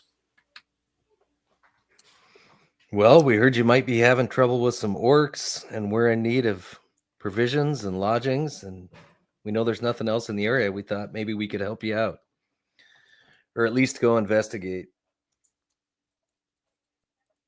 Indeed, he says, indeed. Very well, very well. He says, follow me. And he walks you towards the manor house. The manor house is stone. It's got some firing slits in it for missile fire. It looks well defended. It looks more like a fort than a house or any type of municipal building. There's soldiers standing on all corners of it. They have pikes. There's some rows of crossbows laid out on a shelf on the porch out front. It's got a long, maybe 20, 30 foot porch out the front of it. One entrance.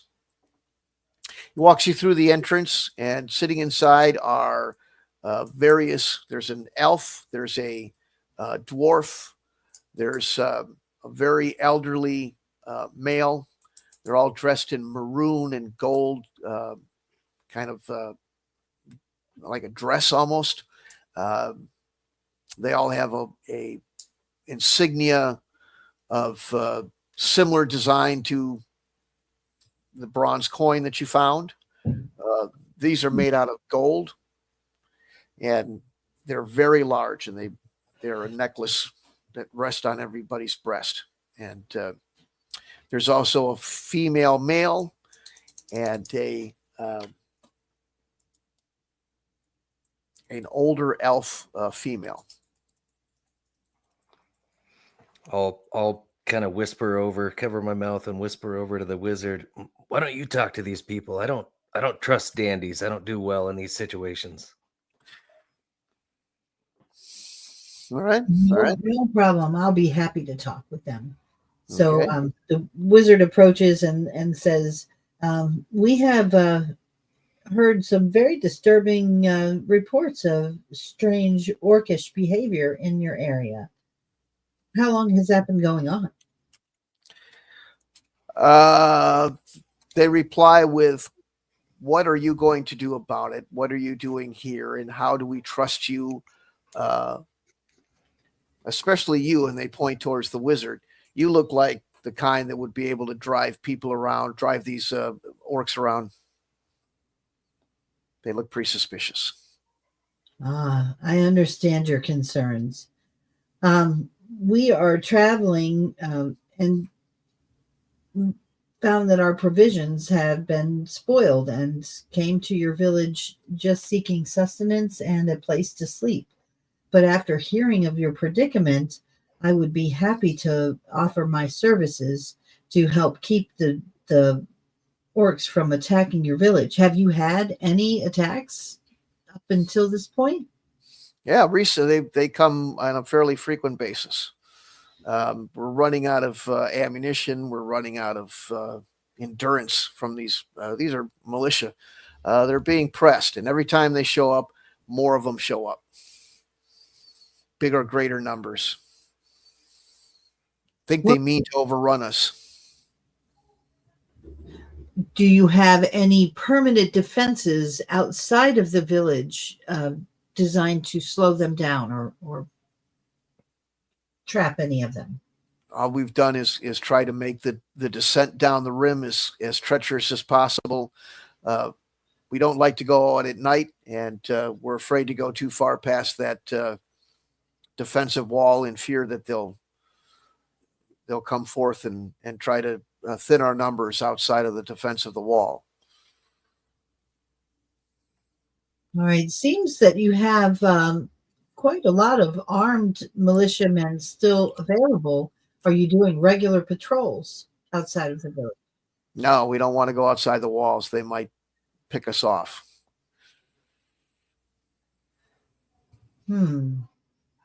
Okay, so my first advice would be that we need to gather some more intelligence about what they're really up to. I understand your suspicions of us, but if we are not taking a look at where these orcs are coming from or who might be driving them, they're just going to continue to increase in numbers until you are no longer able to sustain your defenses. Mm-hmm. Mm-hmm. Go bring us back 5 heads of orcs, and then we'll talk about the rest. That's how we get to trust you. Kill some of them. I think that we could do that. Let me confer with my colleagues. But one thing I will say is that we will need some minimal provisions: food, water, and of course our weapons and supplies back.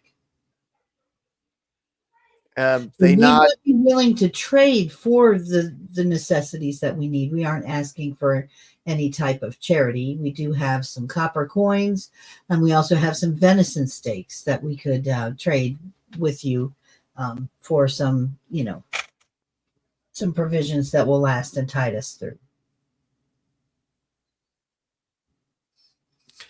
They say just eat your own steaks. We have plenty of food for ourselves. If you need anything while you're staying to do this, eat what you have. If you need more, we'll feed you at the inn.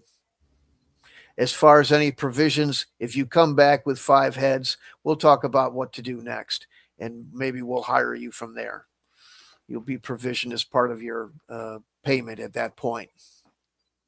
As far as your weapons, the old lady waves over in a lazy gesture towards one of the soldiers and says, you can have them. Go bring us the orc heads. And a soldier darts off and sprints in the direction of the gatehouse. Fair enough. Well, I say the only good orc is a dead orc. Let's go get us some heads. All righty. Okay. They're going to they say no one's coming with you. This is all you. They're not into it. They're The not dwarf into it. pops up and says, "We do not require your assistance. I come from a long line of accomplished dwarven warriors. This will be no problem at all." He's Okay. very Highly confident. For everybody Famous else. last words. right. So let's see what happens. How do I do this? Let's get this. So one of the, I don't know if it's, oh, there we go. So the village, one of the militia hand you this, and they say that that this leads out to the rim. And when they mention the rim, sure enough, there's about 30, 40 feet of fairly steep incline, and it's heavily forested. And he says, this is the way to the rim. And he gives you this map. He says they come down the rim and they use this trail. And that's how they get to us real fast. They're very quick. Okay. Well, now we know a direction to head. Mm-hmm. Mm-hmm. Right. All I'm right. trying to get this copy of this into the tabletop so we could kind of. Can you do that? Can you put it in tabletop, this map? Yeah, I think I could do that. I was afraid to because me and Spectrum, we ain't seeing eye to eye. But yeah, let's give it a shot. I didn't want it to crash or get weird on me. But we can do it. Give it a try. It might take a second, though. Tile. I think this will do it.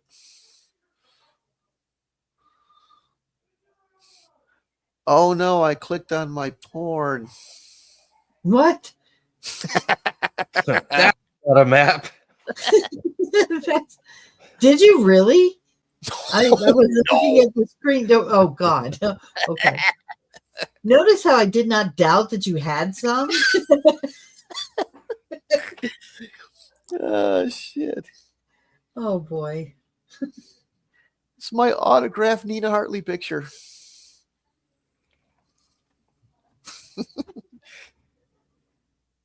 I'm so old, even my porn is old. We love Nina. There you go. We can Okay, make that, so can we make that? bigger Oh for you. yeah, Yeah, we're going to that's good. make it larger for you. How big? I don't know, because it's always a question. Yeah, I totally took this from somebody. I'm just using it. It's not like I'm selling it. So, Okay. So there we got a map. All right, let's put our little people here.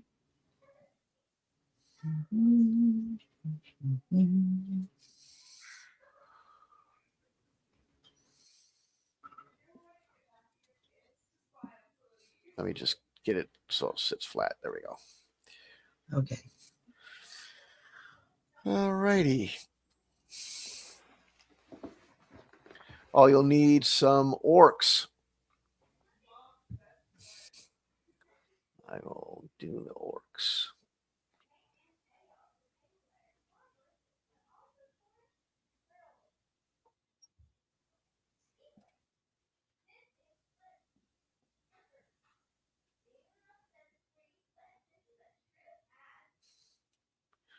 There you go. Oh, they got to be scaled. Scale. I wonder if I can mass scale. I'm going to try to do that. Let's see if it works. Whoops. What did I do? I just put him underneath it. What you put They're under- hiding. I'm hiding. Matt is underneath the Hiding. board. It's He's a fog hiding. glare effect. Okay. Did you bring him back up? Yeah, he should be there. All right. Now, is there anything else under this stupid thing? Looks like it's laying flat. Let's lock it so that don't happen anymore. Okay, there you go. Okay. All righty. Did you like mass change us in size? I needed to scale the orcs to your scale, so I did do that. Yes. Oh, Okay. okay. So now the trick to this, if you've never seen this done, is you go and you right click, move that, let go of my ego. I see your little hand messing. Oh, So you mean right click on Yeah. them and pick measure movement. There you go. Okay. Gotta switch the view over on the main. Do. Are you able to see on the main screen now? No, I it's gotta- still the map. I gotta turn this off. How do I turn this off? I turn something on that I don't know how to turn off. Oh, here it is. All right, there we go. Okay. All right, Magenta, hit the. You're now free to share the screen so we can see the battlefield. Oh, that's the other There we one. go. Okay. Sorry, I got it. Mhm. Hang on. Wait. Hold on. Let's just do There we go. that. Oh yeah, there we go. Excellent. Now we can see it all. So yeah, you switch that. Now you got the little measurement. Mm-hmm. Okay. So we've got Biter is in the lead here, our trusty dwarf here, who's the most powerful of all of us. Actually, I lie. He's a totally basic dwarf. Yep. And I'm assuming we got all provisioned up before we left. Yep. Yes. Yep. You're walking at 2. You're running at 3. And make sure you're on centimeter just so we can maximize the use of this little map there. If you run, you can't fire a bow at the same time you run. Okay. You're too busy running. I say, since this is unfamiliar territory, that we should walk. Okay. Everyone agree? Yeah, no, definitely. Okay. So if we walk, we're walking at 2, you said? I think I went a little too far on the scaling, but I can fix that. No problem.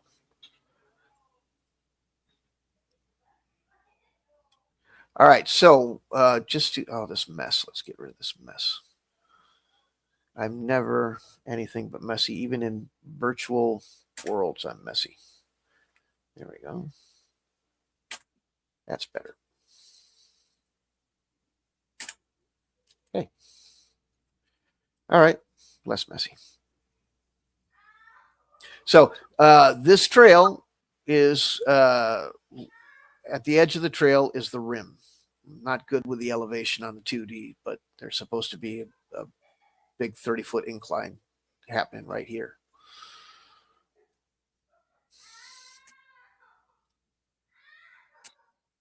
Oops. Sorry about that. I didn't mean to put an arrow there. Yes, sir. Okay, so I moved us ahead 2 centimeters. I'm assuming we didn't encounter anything new. So It looks it's afternoon, late afternoon. You got a couple hours before dark. You want to move up that trail, no problemo. You want to head towards the rise, correct? yes. The rim, the rise, the ramp, whatever you want to call it. Okay. And you said what time was it? It's about midday? No, it's maybe 2-ish. You spent, 2. Oh, okay. couple. You were there. It took you a couple hours to get to where you're at. Took you maybe 30 minutes. That whole ordeal, maybe 30 minutes, 45 minutes at the most. So, How long is each turn when we're going the 2 centimeters ahead? oh, and the whole war game thing is it's just like the other game. It's 1 turn equals 1 minute, just like, divided down into 10 seconds. Oh, okay. Yeah, just like the other one. So I think looks like we should just keep going until we encounter something, I assume. You're going to look at the rise because they keep saying it's coming up that they go down that rise, right? Yeah, we're gonna go up and explore cautiously, work our way up there and see what we can see. Okay. And should we be rolling for like perception each time we take a turn, or just are you going to just let us know if we see something? I'll let you know what happens. Okay. Yeah. All right. In that case, then let's go ahead. So here's our 2 centimeters. And then I'm just going to keep going ahead forward until you tell me we encountered something or something happens. Right. The elders had no idea, other than over the rise, how far the orcs were traveling from or anything like that. No, they don't go out there because they're afraid to. So they just know that they're coming down that rise.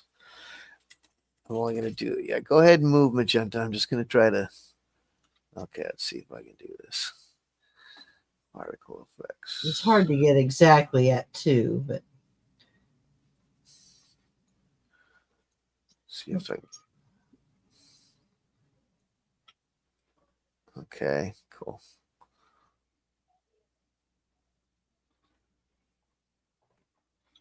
Yeah, just give it your best shot there.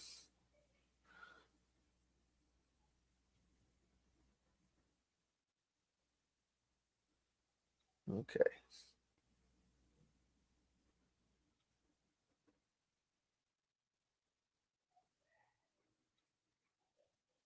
Sorry. What? It's not the best. Let's see if we can find. Can you see that all right? It's kind of faint. I can see there's fog over there. It says fog when I hover over it, so I assume. Cool. Okay. All righty. Now it's time for you to roll initiative. You take a roll initiative by rolling 1d6 and adding any dexterity modifier you have to it. Okay. So I'm assuming we're going to start in the order that everybody appears. So Biter is up in front, and then we have Leroy. So I'm going to roll first for Biter. Oh, And Michael said he's got some dice. Go ahead. I've got dice. I don't know what my modifier is. Oh, So I got a you have- 4. All right. So you can, let's see what we got for Biter. Let's just make sure. She made me do it. I don't know. I shouldn't can we have make to do different it. colors for each of us? What color do you want to be? Biter. Oh, it could be anything. Just regular is fine. Okay. So you add one to it. Yeah, Tony's watching. He says the fighters, you can animate the some of the miniatures can be animated. It's pretty cool. And in fact, you can hit a button and they'll attack. They'll swing their swords, and they even have a die button, so they'll just go and fall dead. So it's really cool. I love that stuff. Yeah. Not everyone has it, but it's still pretty neat. Okay, so we got a 4. You had done this before where you put the little die next to each person. I was going to suggest coloring the die for each one of us, and that way we would know. So he had a 5. We're just going to have the. Oh, why is it pink now? I don't know. I thought it was your die. No, that's for. But we rolled that for. That's for Biter's die. Okay, then I'll pick a manly color. There we go. Okay. All right. All right. And then we got for Leroy Jenkins, I'll roll one for him. We'll just roll the die here and that way. All right. For 3. All right. You give it. Can you give color? I think Looks like I can tint color. I don't remember putting any of those restrictions. Make him green. You should be able to do it yourself. Yeah. Right. It didn't actually work. Why didn't it work? Because maybe it's like by default you can't. All right, that's all right. There we go. I can. Oh, you can't. Okay. You just don't do it. Okay. All right then. There you go. That over there. This is Leroy's. Whoops. I rolled that messed it up. Sorry. Oops. He had a 2, right? Who did? Leroy, sorry, I'm not doing it right. Do you want to just roll and move the dice over for us so we can keep track of who's who? And then I'll roll my own initiative for Magenta's character. Oh, okay. Okay, that was a 6. It was a lucky roll. And then who are we doing next? The wizard. Oh. Oh, it's off the table. Play it where it lies. Where'd it go? Oh, it's way down there. It's on the floor next to the Cheeto. It is. That's where it is. But it was a 6 as well. Can you guys see it?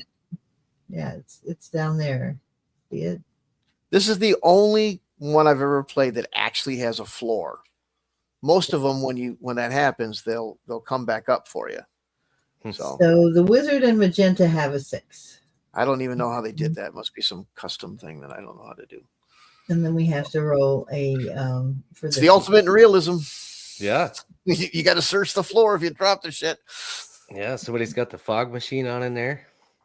Yeah, I had to do it. I had to find out. I love the special effects, so I thought that was great. That is pretty cool. I do need to break down and buy this. It's Once only you get $20 on Steam, right? Right. And a lot of days, whenever there's I shouldn't say whenever, but a lot of times when you see big sales, then they drop it and half price it too. It's just, once you get it going, it really is the tits, because you can have music playing in the background. There's a lot of effects that you can add into it. I was in one D&D Dark Sun thing, and the guy had all the spell effects, magic missile and everything, and they were all specific animations. It was really neat. So yeah, that's cool. It'd be fun to be able to play around with it and do the models and everything, to be really good at it. Yep. And if you're a war gamer, you can do the artillery. It's got the little button, so like it'll just, the little thing will explode and make the noise, and it's all Hollywood and shit. It looks really great. Nice. So, all right, Magenta, you got this. I think she was trying to. Yeah, I'm trying to change the value on this. Okay, so it's 2. So the Leroy got a 2. Okay. I got a 6, and why am I orange? I should be pink. And the wizard got a 6. Okay. If you have to have your pink. I Man, thought it was pink, man. Totally. all right. All right. All right. So, Okay. emerging from the fog are a couple of orcs. You don't see, you saw no movement, no indication of anybody coming down that rise. They just emerged from this fog that was should be thicker, but I didn't make it, so whatever. But they come from the fog, just out of the blue. Mm. And have they seen us? How about distance wise? How far back are we right now? You don't really even see them technically, but you do hear them, and Right. they're wah. So I probably should have waited one more turn to do it, but I wanted to get things going here because we were kind of going slow. But yeah, they're coming out of that area. But technically, you wouldn't be able to see them around this bend. Now that I think about it, but I fucked up. Oh well. So, Now, do we want to hide and try to set up an ambush, or That's is it what I'd too like late to for do. that? Yeah. If all we right. can hear 'em, we should hide in the bushes. Yeah. Okay. Yeah. Any big rocks around there? Try to set up maybe 2 on each side and see if we can't. Yep. Get the ham bone going. All right. I don't see any rocks, but I can put us in the bushes over here. So you're in the bush there. Matt's going to be on the side with you in the bushes here.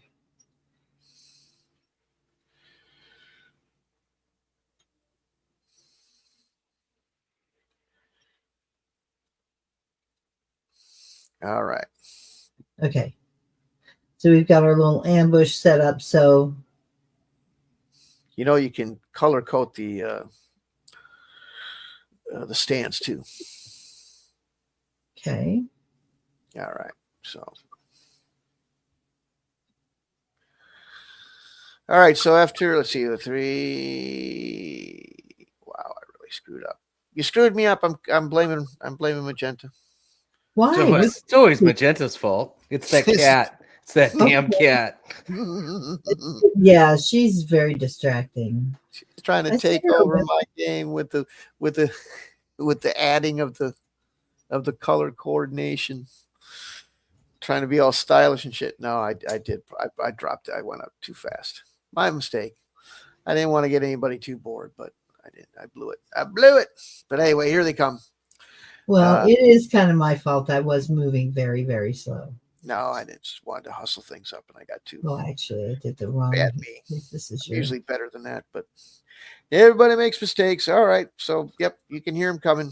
You're waiting. So, let's see the wizard. What color was the wizard? He's green. green. It ain't easy being green, Kermit. We'll give you 2 more turns. You sit there for 2 more turns. So 8, 6, 3, 2. So you sat there for several minutes, a good 6, 7 minutes, hearing them running down the trail. They're not, they don't do stealth. They're all wah and stuff. So Now, have we caught a visual of them yet, or are we still just hearing them? You can see them coming around the rise. And we can see that there's only Or the 2. bend, I should say. Yeah. As So far far, as you we see, know. as far as you know, you can only see 2. Yeah.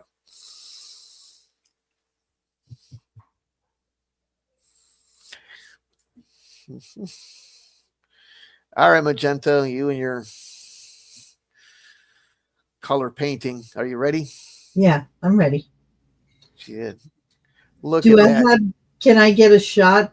Like, are they in range for me to shoot yet? Look at all this color Do we coordination. want to shoot when they're that far away if we're going to try to get the jump on them?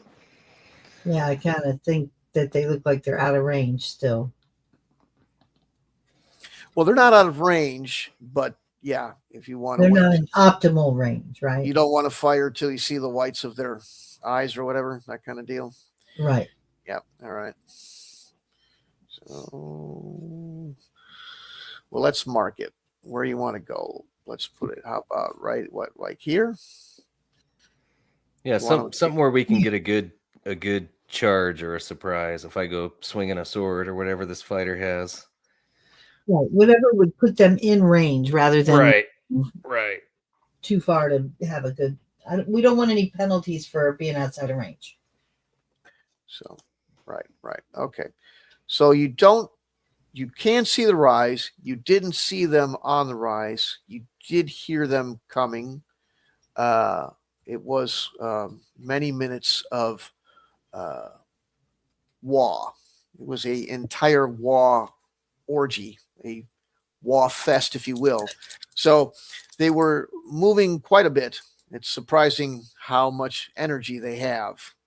There's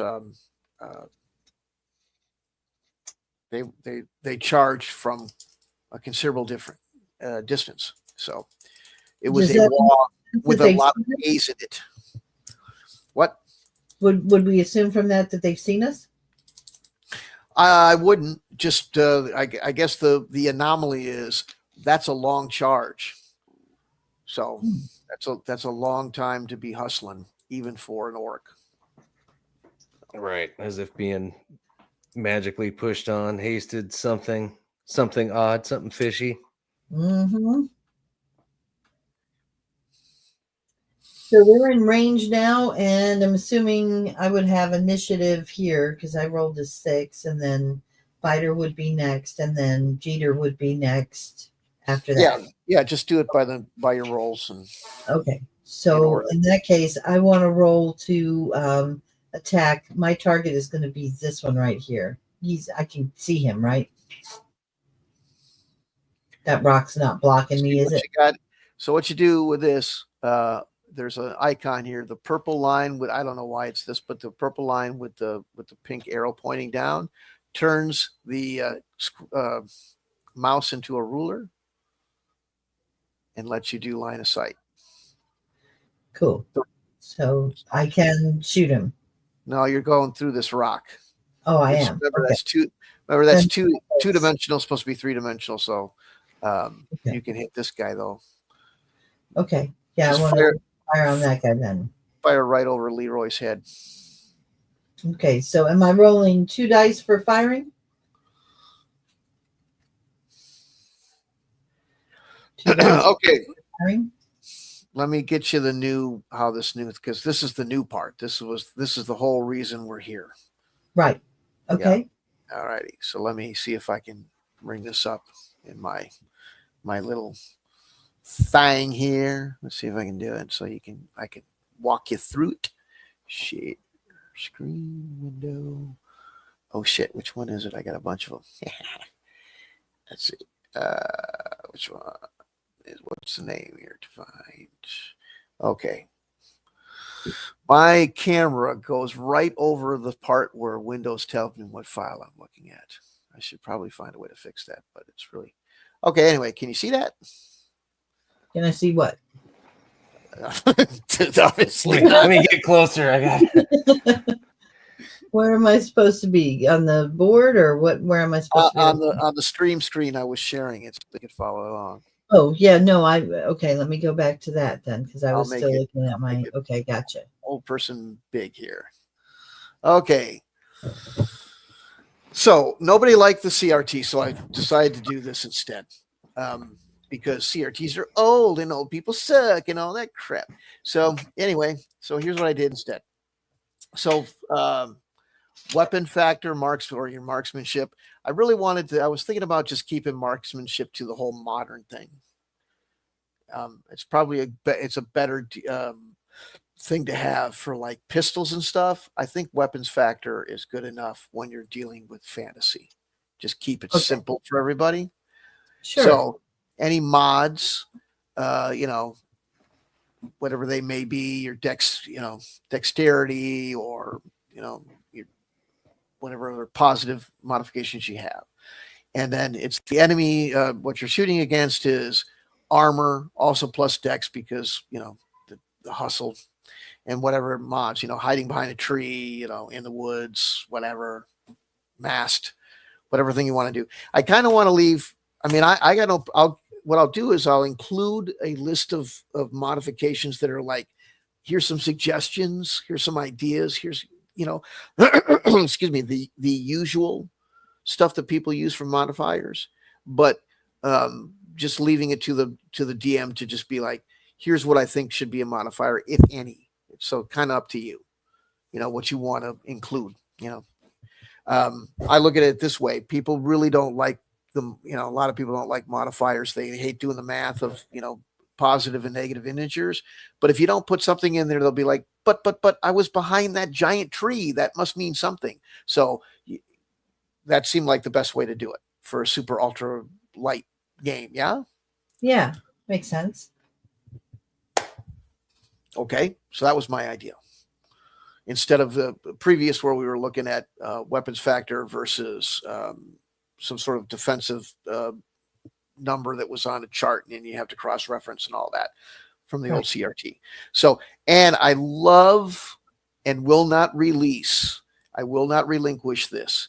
Everybody goes, oh, you shouldn't have it. It slows down the game. And I don't believe that. And I think it's cool, is to be able to chop shit off of people. There ain't nothing like severing a head or some sort of limb that is quite satisfying and very thematic. So what I did was, if the defender that you're attacking has an armor plus dex plus mods. That's their number that you have to exceed. You have to, if you don't exceed it, you don't hit. If you match it, you've stunned the, like if it's a tie, the defender is stunned, which they lose a turn. If you exceed, you've wound. Now, if it's cutty weapon like a sword or a knife or something, there's a bleed. If it's a smashy, it's a broken or bruised or whatever. So, and for me, if I'm shooting an arrow, I'm assuming it's a piercing wound. yeah, right. There'll be a piercing. I think you'll put the piercing in there and stuff like that. So that'll come in later. Right now, it's just see how it works out with that. So, and if you double it, if you get double or more of the target number that you're aiming for, then it's a crit location. You roll the location, and that's what part is missing. If it's something like a head on a person, then they're dead. Okay. And that's the part everybody goes, oh, I hate this. But I kind of like it. I like that. I like to get a headshot. What do you guys think? Too hardcore? You think that's okay, or is it too hardcore? No, it's good. It's deadly. We'll see how it plays out. Does it make for a long adventure? Is it? I mean, like you would have to roll a 6 against their 3, and that would be doubled. And that would be and then you would have to roll on a chart and get ahead, and right. Yeah, right. It's not, and it's double or more. It's not only doubled, right? So right. Mm-hmm. Yeah, it doesn't seem like it's going to come out real likely. I think it's enough that it's going to be cool to happen without happening every time and having people die every combat. I don't want it to be too deadly, but so we'll see how it goes. Well, and if the crit is if it happens too often, if it's too deadly, you could make it to where the number does have to be double, like literally, like you'd have to roll a 1 and they'd have to roll a 2 if they rolled a 3, whatever, right? To where it's like, right. Yeah, make it some sort that makes sense to make it something less of a chance. Yeah, like you could do double or higher, but if that just seems way too deadly and everybody's dying the first hour of play, then you make it to where it just literally has to be double. Mm-hmm. So the odds are, I mean, you'd have to do the statistics on that, but the odds go way up, right?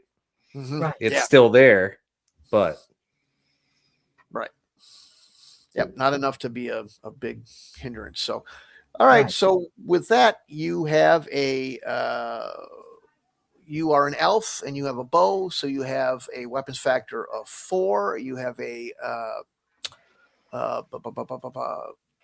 dexterity of 1, I believe. Yep. Isn't that right? That's right. I believe that's right. You don't keep track here. You got me keeping track. You remember my grandson stole my paper and pen? So you were doing something yesterday. He really did, though. I didn't make that up. He really totally did. Well, not steal. He just took it. He just asked for it and took it with him. but he's like, I'm going to do some coloring. Can I have these? And I'm like, well, yeah, okay. But you got Windows, you could notepad it, whatever. That's fine. Your plus one is you got a dexterity +1. I was So sharing my screen, so I couldn't at the time when we were doing the Okay. show. But anyway, okay. all right. So and then the last part of this is just so everybody's down and you can see what's going on. You have for armor is 2.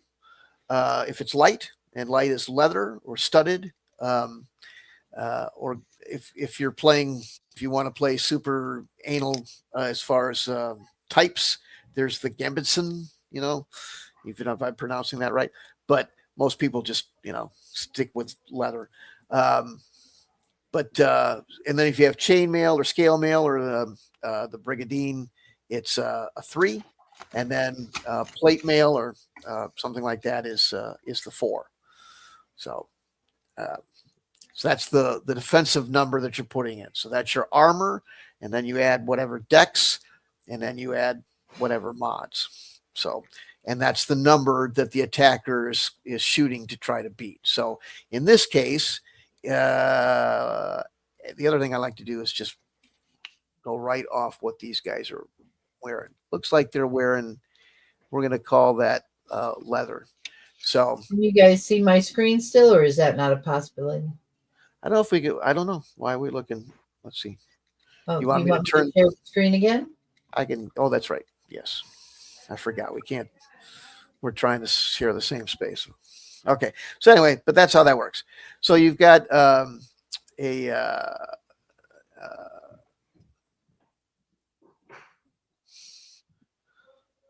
you made me lose my place. I'm sorry.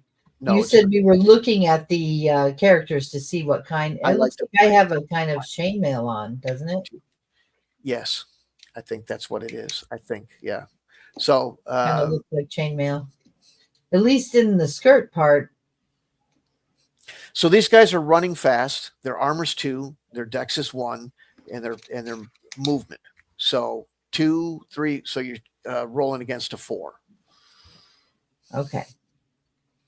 And I'm rolling 2 dice. So I have to roll 4 or higher. So you have a 4. Yeah, it's going to be. It might be a little too much, but yeah, you have yours is a 4. Okay. So we'll see how this goes. I might rolled have a 4 exactly. gone too far with it. Okay. So you rolled okay. So right. So you're already at double. So yeah, Michael's right. You're gonna have to make that a different deal. So But in this case, it would have been. Oh no, he loses a foot. You better roll on the chart. right. Because I hit an exact. I got a 4. So even if you were not doing the double or greater, I still got him. Mm-hmm. If you just do the, you have to hit exactly double. I hit exactly that, right? Or Yeah, but he, like, you were rolling against a 4. Doesn't that match? Oh, So that wouldn't be right. a hit at Oh, all. yeah, it That would be wouldn't he's stunned. yeah, that's right. But you're adding in your weapon factor, which is a 4, so that makes it an 8. Okay. So Which is double. her weapon factor is a 4 against So her 4. Okay, yeah. The easiest fix, I think, is to have it go is just to use 1 die and see where it goes with that. Maybe 2 dice isn't necessary. I thought about the 2 dice because there's so many people that talk about the bell curve thing, but why not? Does that really matter? It doesn't really matter. It's supposed to be a super simple game anyway. Who cares about the bell curve? Let's make it totally Featherstonian and just use the 1 die. That way, it's the idea of getting double is significantly less, but you still You know can what I mean? still do it. You just have Right. less of a chance. right. More don't of a rarity.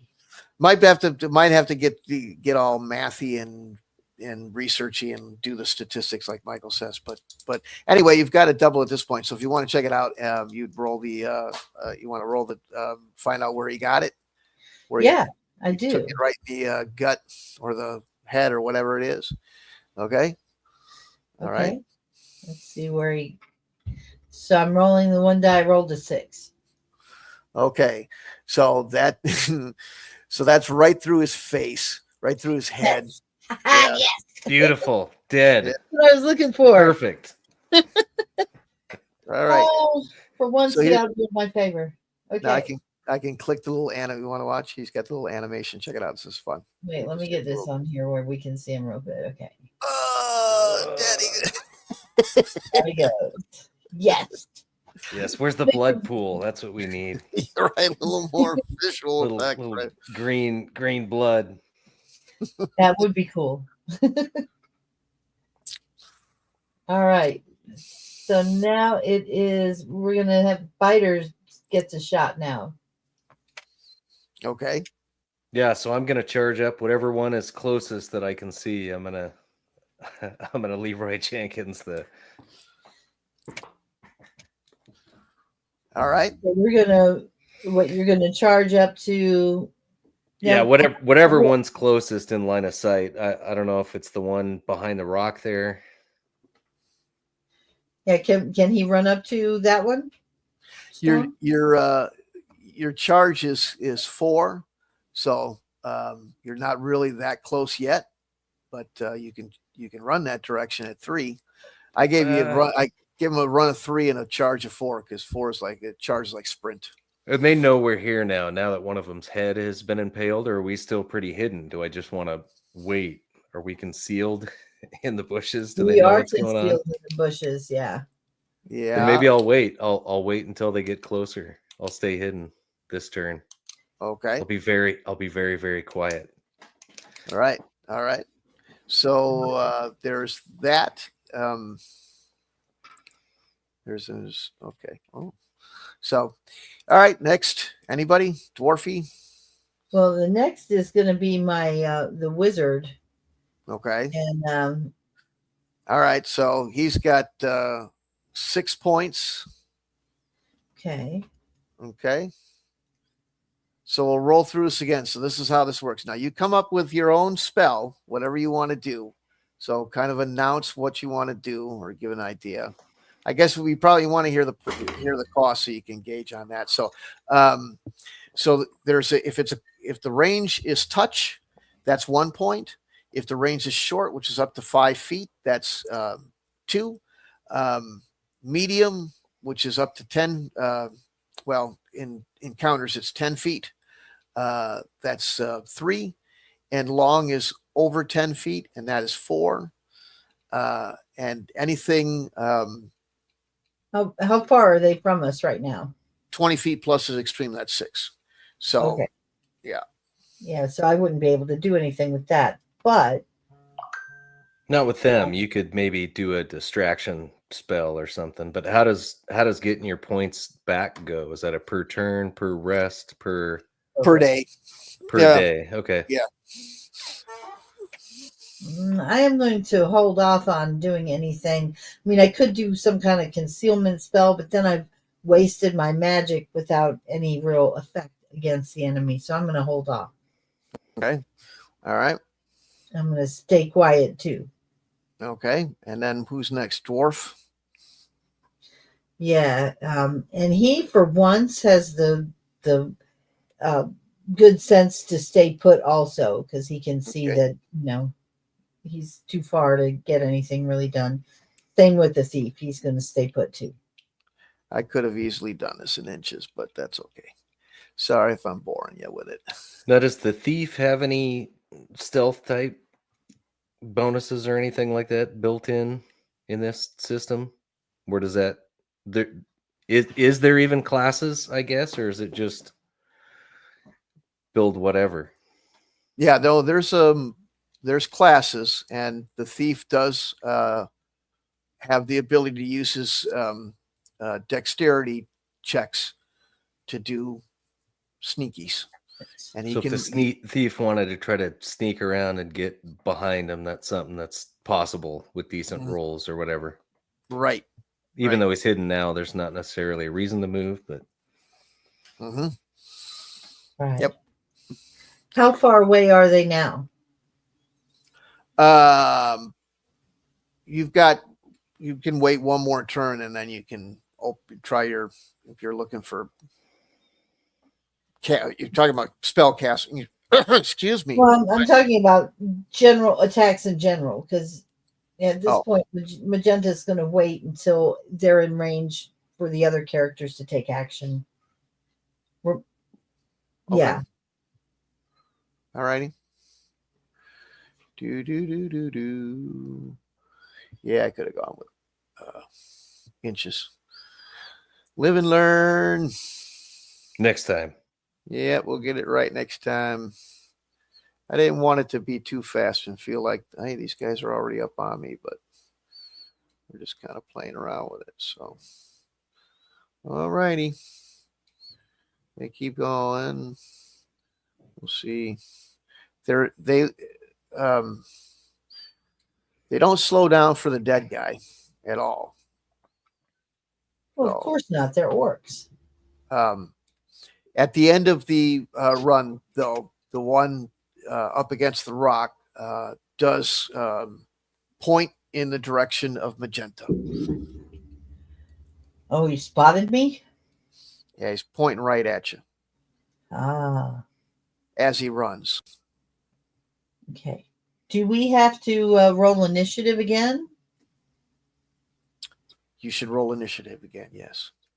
Okay.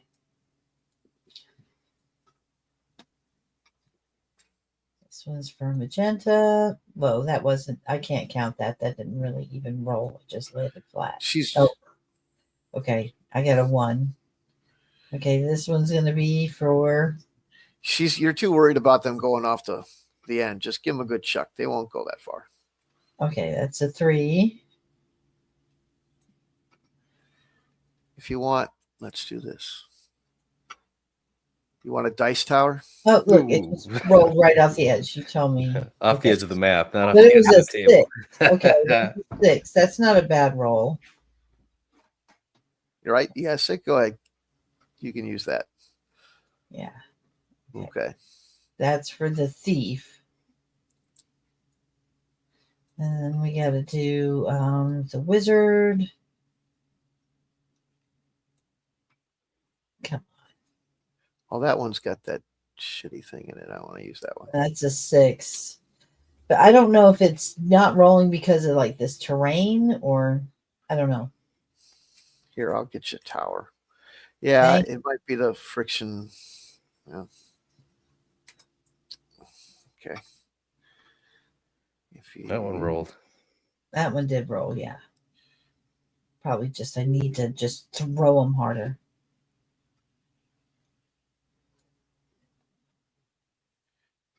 Yeah, baby, a little Star Wars action for you there. Now you got a little dice tower. Okay, that's better. Well, I got all of these rolls done though, so I mean we've got something for this one. So looks like we've got the wizard and the thief. Now, since they both rolled the same, who would go first in that case? Whatever you want. It's your choice. Well, And now the monsters aren't getting an initiative roll. It's always parties, monsters, party, monster. Or are you rolling separately for them? I'm rolling separately for them. Okay. I've got I use a electronic dice roller on my browser. Nice. I'm missing one of my blue dies. There's only 2. Oh, I guess that's all we needed, right? Yeah, I'm always me and the like when people. I don't quite even understand why people do that, but there's a lot of people that always say, "Oh, I always roll in the open." I don't think that any information that you don't get as players, you should. You know what I mean? Like you should. Right, for sure. No, things should definitely happen behind the Dungeon Master screen. Sometimes there's more tension if you roll it out in the open, or if there's reasons to do it both ways, but. So now we've got, let's see. Michael, do you want to take on one of these? Because I feel like, I'm playing like multiple characters. Do you want to take like the thief and Leroy, and I'll do the wizard and Magenta, or you want to? Yeah, that's fine. Okay. It doesn't matter. You're rolling all the dice if they're happening in there. I am rolling the dice, but if you want to like play the actions for the characters and just go that way, me going 4 times and you going once. You know what I mean? Oh, I don't care. I'm just here hanging out for a little while. I do have to go to bed eventually. I have to get up super early. Oh, I hear you. Yeah. So, what would you like the thief to do? Da, da, da, da, da. So are they in range now to actually run up and try to attack? So the thief, maybe I'll try to sneak around the in the bushes there and get closer to do some kind of a backstab or side attack. All right. Give it a double roll. He's got a Oh, he's got to roll for sneakiness. sneakiness. Yep, Yeah. sneakiness. And Oh, that was not supposed to be a. Sorry, that's not supposed you to be. you add 2, 1 for his dexterity and 1 for the fact that wah is distracting. So they're not really super. So I'm rolling 2 dice for dexterity. What do I have to roll? Add to it. You've got a bonus for their screamy, non-paying attentionness of orcs, and 1 for your dexterity. Excuse me. Okay. Yeah.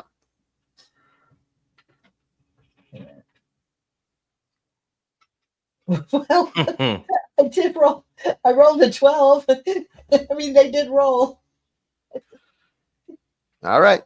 There you go. I didn't get them in the box, but Yeah, I that was thing gonna doesn't. say that hole is huge. right. I just didn't have it zoomed out enough. Can we make this? Can this? Yeah, be- so whose view are we seeing here on stream? Is that yours? Yeah. Whoops. What happened to it? That one isn't working out. Let's get a different It was situation. too big. I was gonna. Yeah, you Okay. guys are okay. We'll do Well, something we else. did roll that one, so that's going to be 12. So I would say he succeeded in his roll. Yes, he right? did. Yeah, you're good. Go ahead and make your move. You can move at regular speed in the stuff, and nobody will see you coming. So that would be 2 centimeters that he could go. 3. 3. Okay.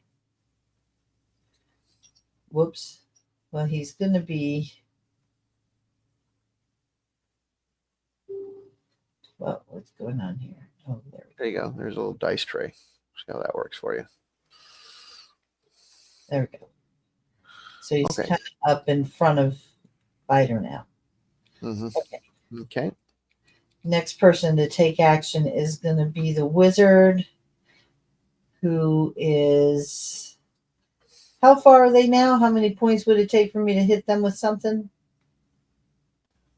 All Yeah, of do you them. have the little measuring option? Like, can anybody do that? Yeah. Yeah. Yeah, I okay. can't- Yeah. Oops. Centimeters, right? Yeah, that was my mistake. Don't ever do 7 years again. I just didn't want it to seem like they were up in your face too much, but shit. Okay. I should have learned that last time I did that, but I'm a slow learner. So I don't know how to interpret it though. How far is? Are you just moving him? Okay.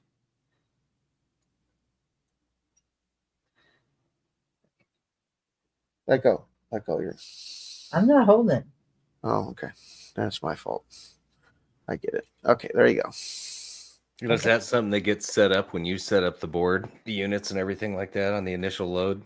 I can change it from centimeters to meters right by clicking on one button right in the middle of the game. You can also do grid for dungeon crawls and stuff like that, and then it'll only move spaces. Right. Okay, so now I've done the wizards. The next person to go would be So let's just actually Biter is next. Yeah. So go ahead and take it. I'm going to switch it right now. I'll put you right about here, right in front of the guy. Now this guy here, he's actually leaning up against that rock, almost taking a covering position. He ran up and slammed into it like one of those cop shows where they slam up against the back of it. So Right. And if I wanted to, how tall is this rock? Is it something I can try to run up over the top and coup de grace from up ahead? Is that a special kind of roll? Is that too far?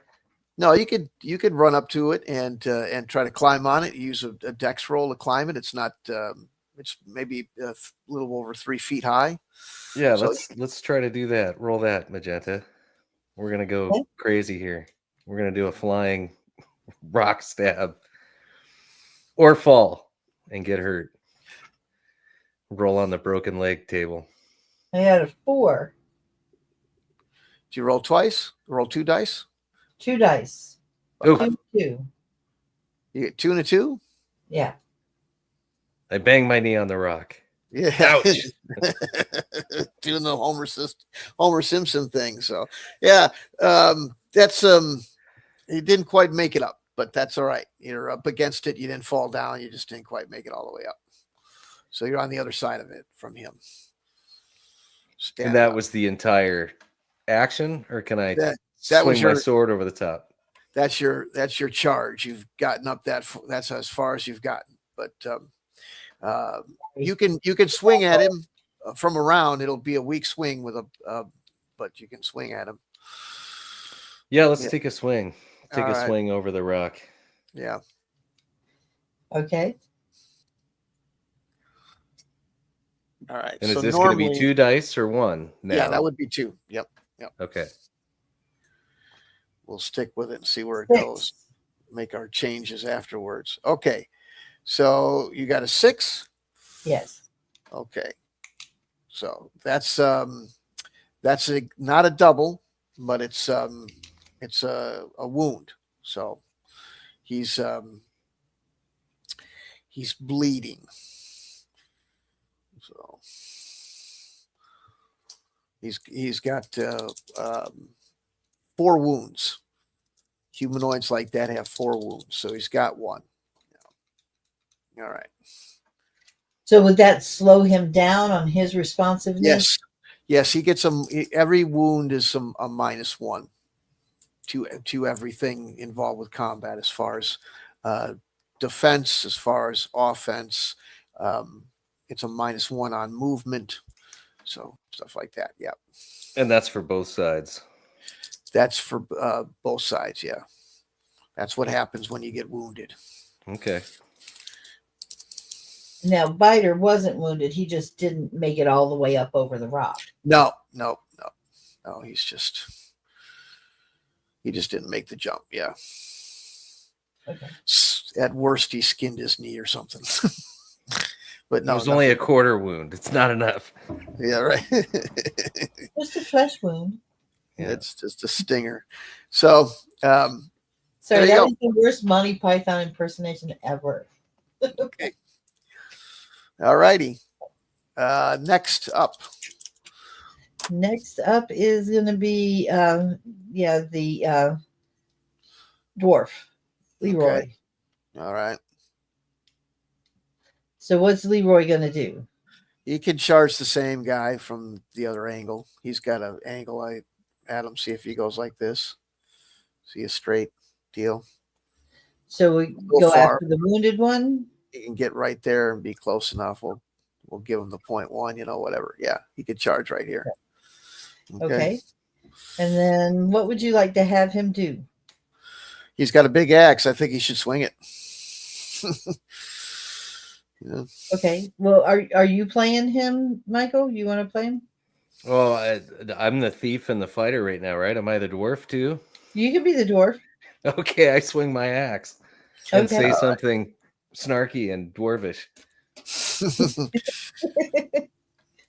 All right. You rolled a 6.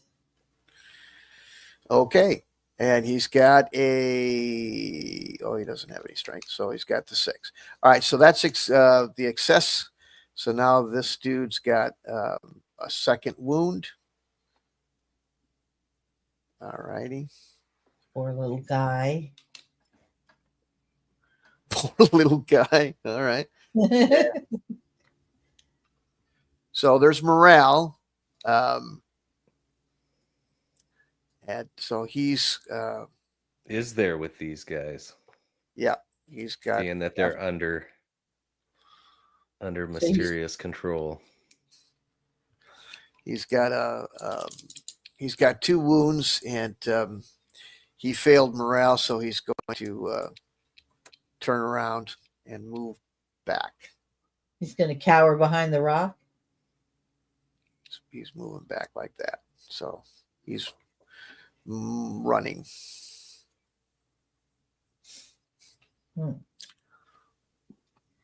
So, am I close enough that I can cast spell on this guy now? Yeah. Okay. So what I want to do is cast a spell that will affect the emotions of this guy right here and make him just outrageously angry at the guy who's running away and acting like a coward so that he just kills him. Interesting. All right, let's look into that. So what you got here with this? We'll just run everybody through it so you see what you think of it. Okay. I don't know if she's casting the spell on the guy who's going to do the killing and the guy who's going to be killed. Well, that's up. I want to turn his allegiance so that he's like he just wants to kill his buddy. Okay. All right. Yeah. That's the goal of the spell is to convert him. I want to convert that guy. That's the word I'm looking for. All right. Well, as far as turning, that's not really something you can do. You have to be a little more specific. How are you going to make that guy mad at the other guy? Well, because that guy's a coward and he's running away. Okay. All right. Fair enough. Okay.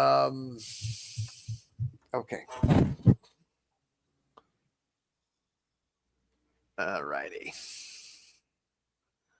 How many points would that take for me to do that? Well, what you got is that's going to be short range, so that's 2. It's a specific area of effect, single individual, so that's 1 point.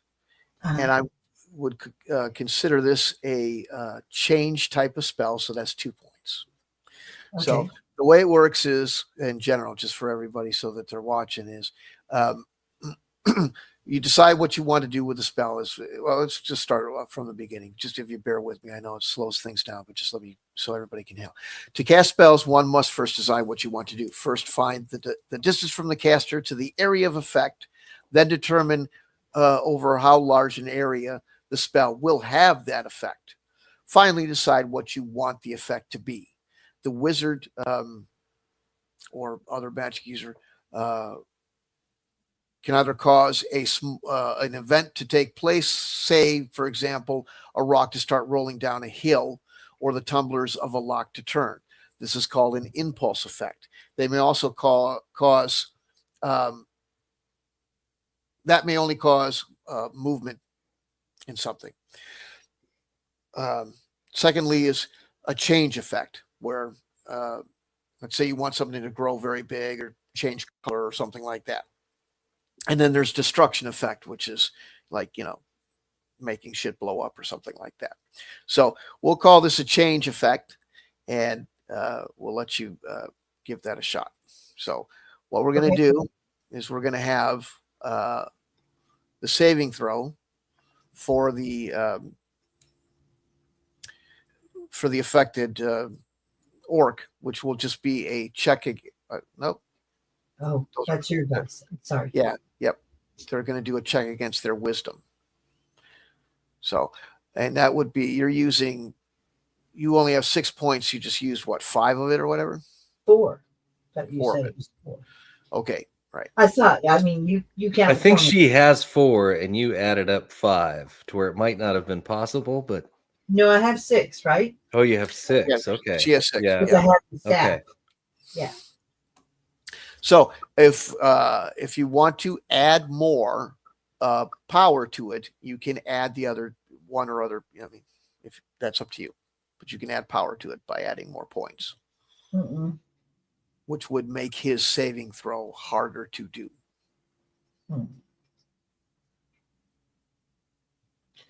Okay.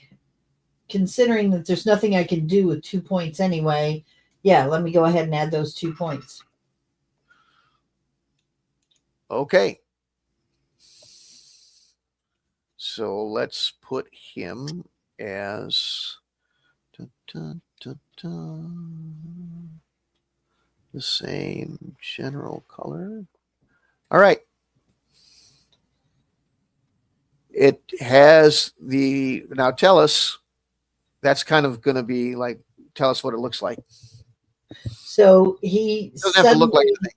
What? he suddenly gets enraged and turns around and just wails on that orc that's running away, calling him a coward and what a disappointment he is to all orc kind. Okay. All right. All righty.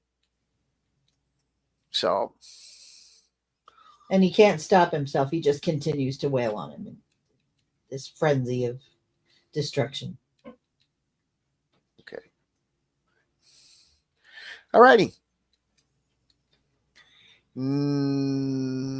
Who's next? So next, It would be, okay, so Magenta. it would be you. Okay, so he does go next then. All righty. Bum, bum, bum, bum, bum, bum. So Magenta's going to target. Well, the orc actually is going to go first. I just wanted to make sure I was on too. I was basically using you as a crutch because I forgot what we were on.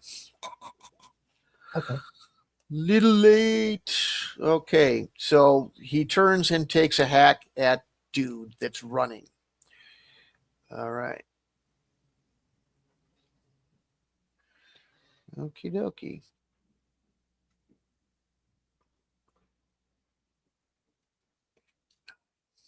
All right. And wounds him again.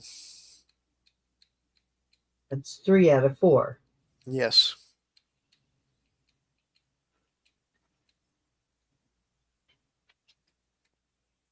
So Okay. how impaired is that dwarf that's been hit 3 out of 4 now?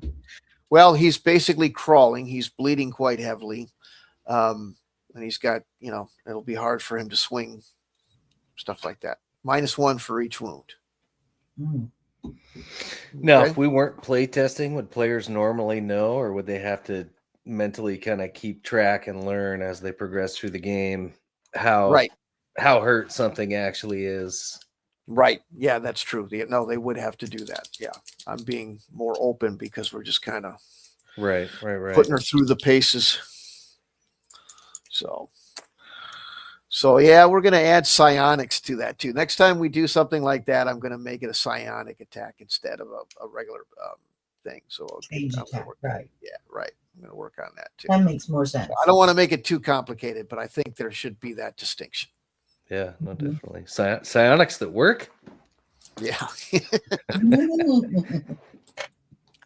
I think that's probably enough to add to it as far as detail, because I wrote this whole thing as just a joke for everybody, and I thought, yeah, Magenta starts saying, this one might work and everything, so I thought, okay, we'll I make can this be down with that. Something quick and dirty, because sometimes you want to play that way, and sometimes you want more detail.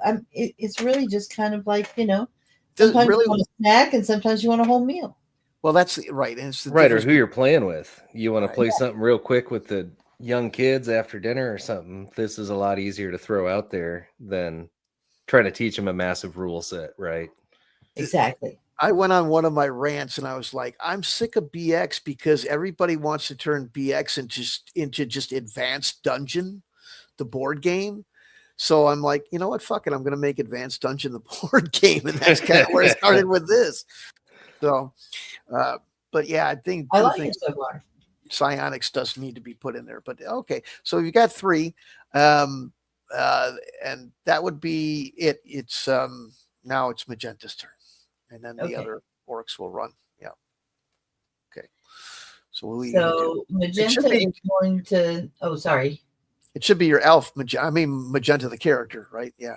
Yeah. Sorry, Magenta as well, because I couldn't think of. That was my first character. She died once already, but we, saved the name. But anyway, yeah. Because I'm so creative, I just called her Magenta as well. All right, so you're going to take a pot shot over Leroy's head again or something? Is that what you're going to do? No, I'm going to fire on this guy right here. Okay. All right. Well, okay. Is he in range? he's in range, but you're firing past somebody, so I guess it doesn't really matter. He's one of your guys, but I usually would give you a minus for that. So you might as well shoot it at the purple Shoot guy. at this guy. Yeah, or a Okay. chance to hit your own guy, maybe. Yep. Yeah. Okay. Well, I'll fire on this guy, but is he still wailing on the other guy? He's taken his attack already. Oh, He's okay. already- Then, yeah. Then I'll go ahead and fire on him. Okay.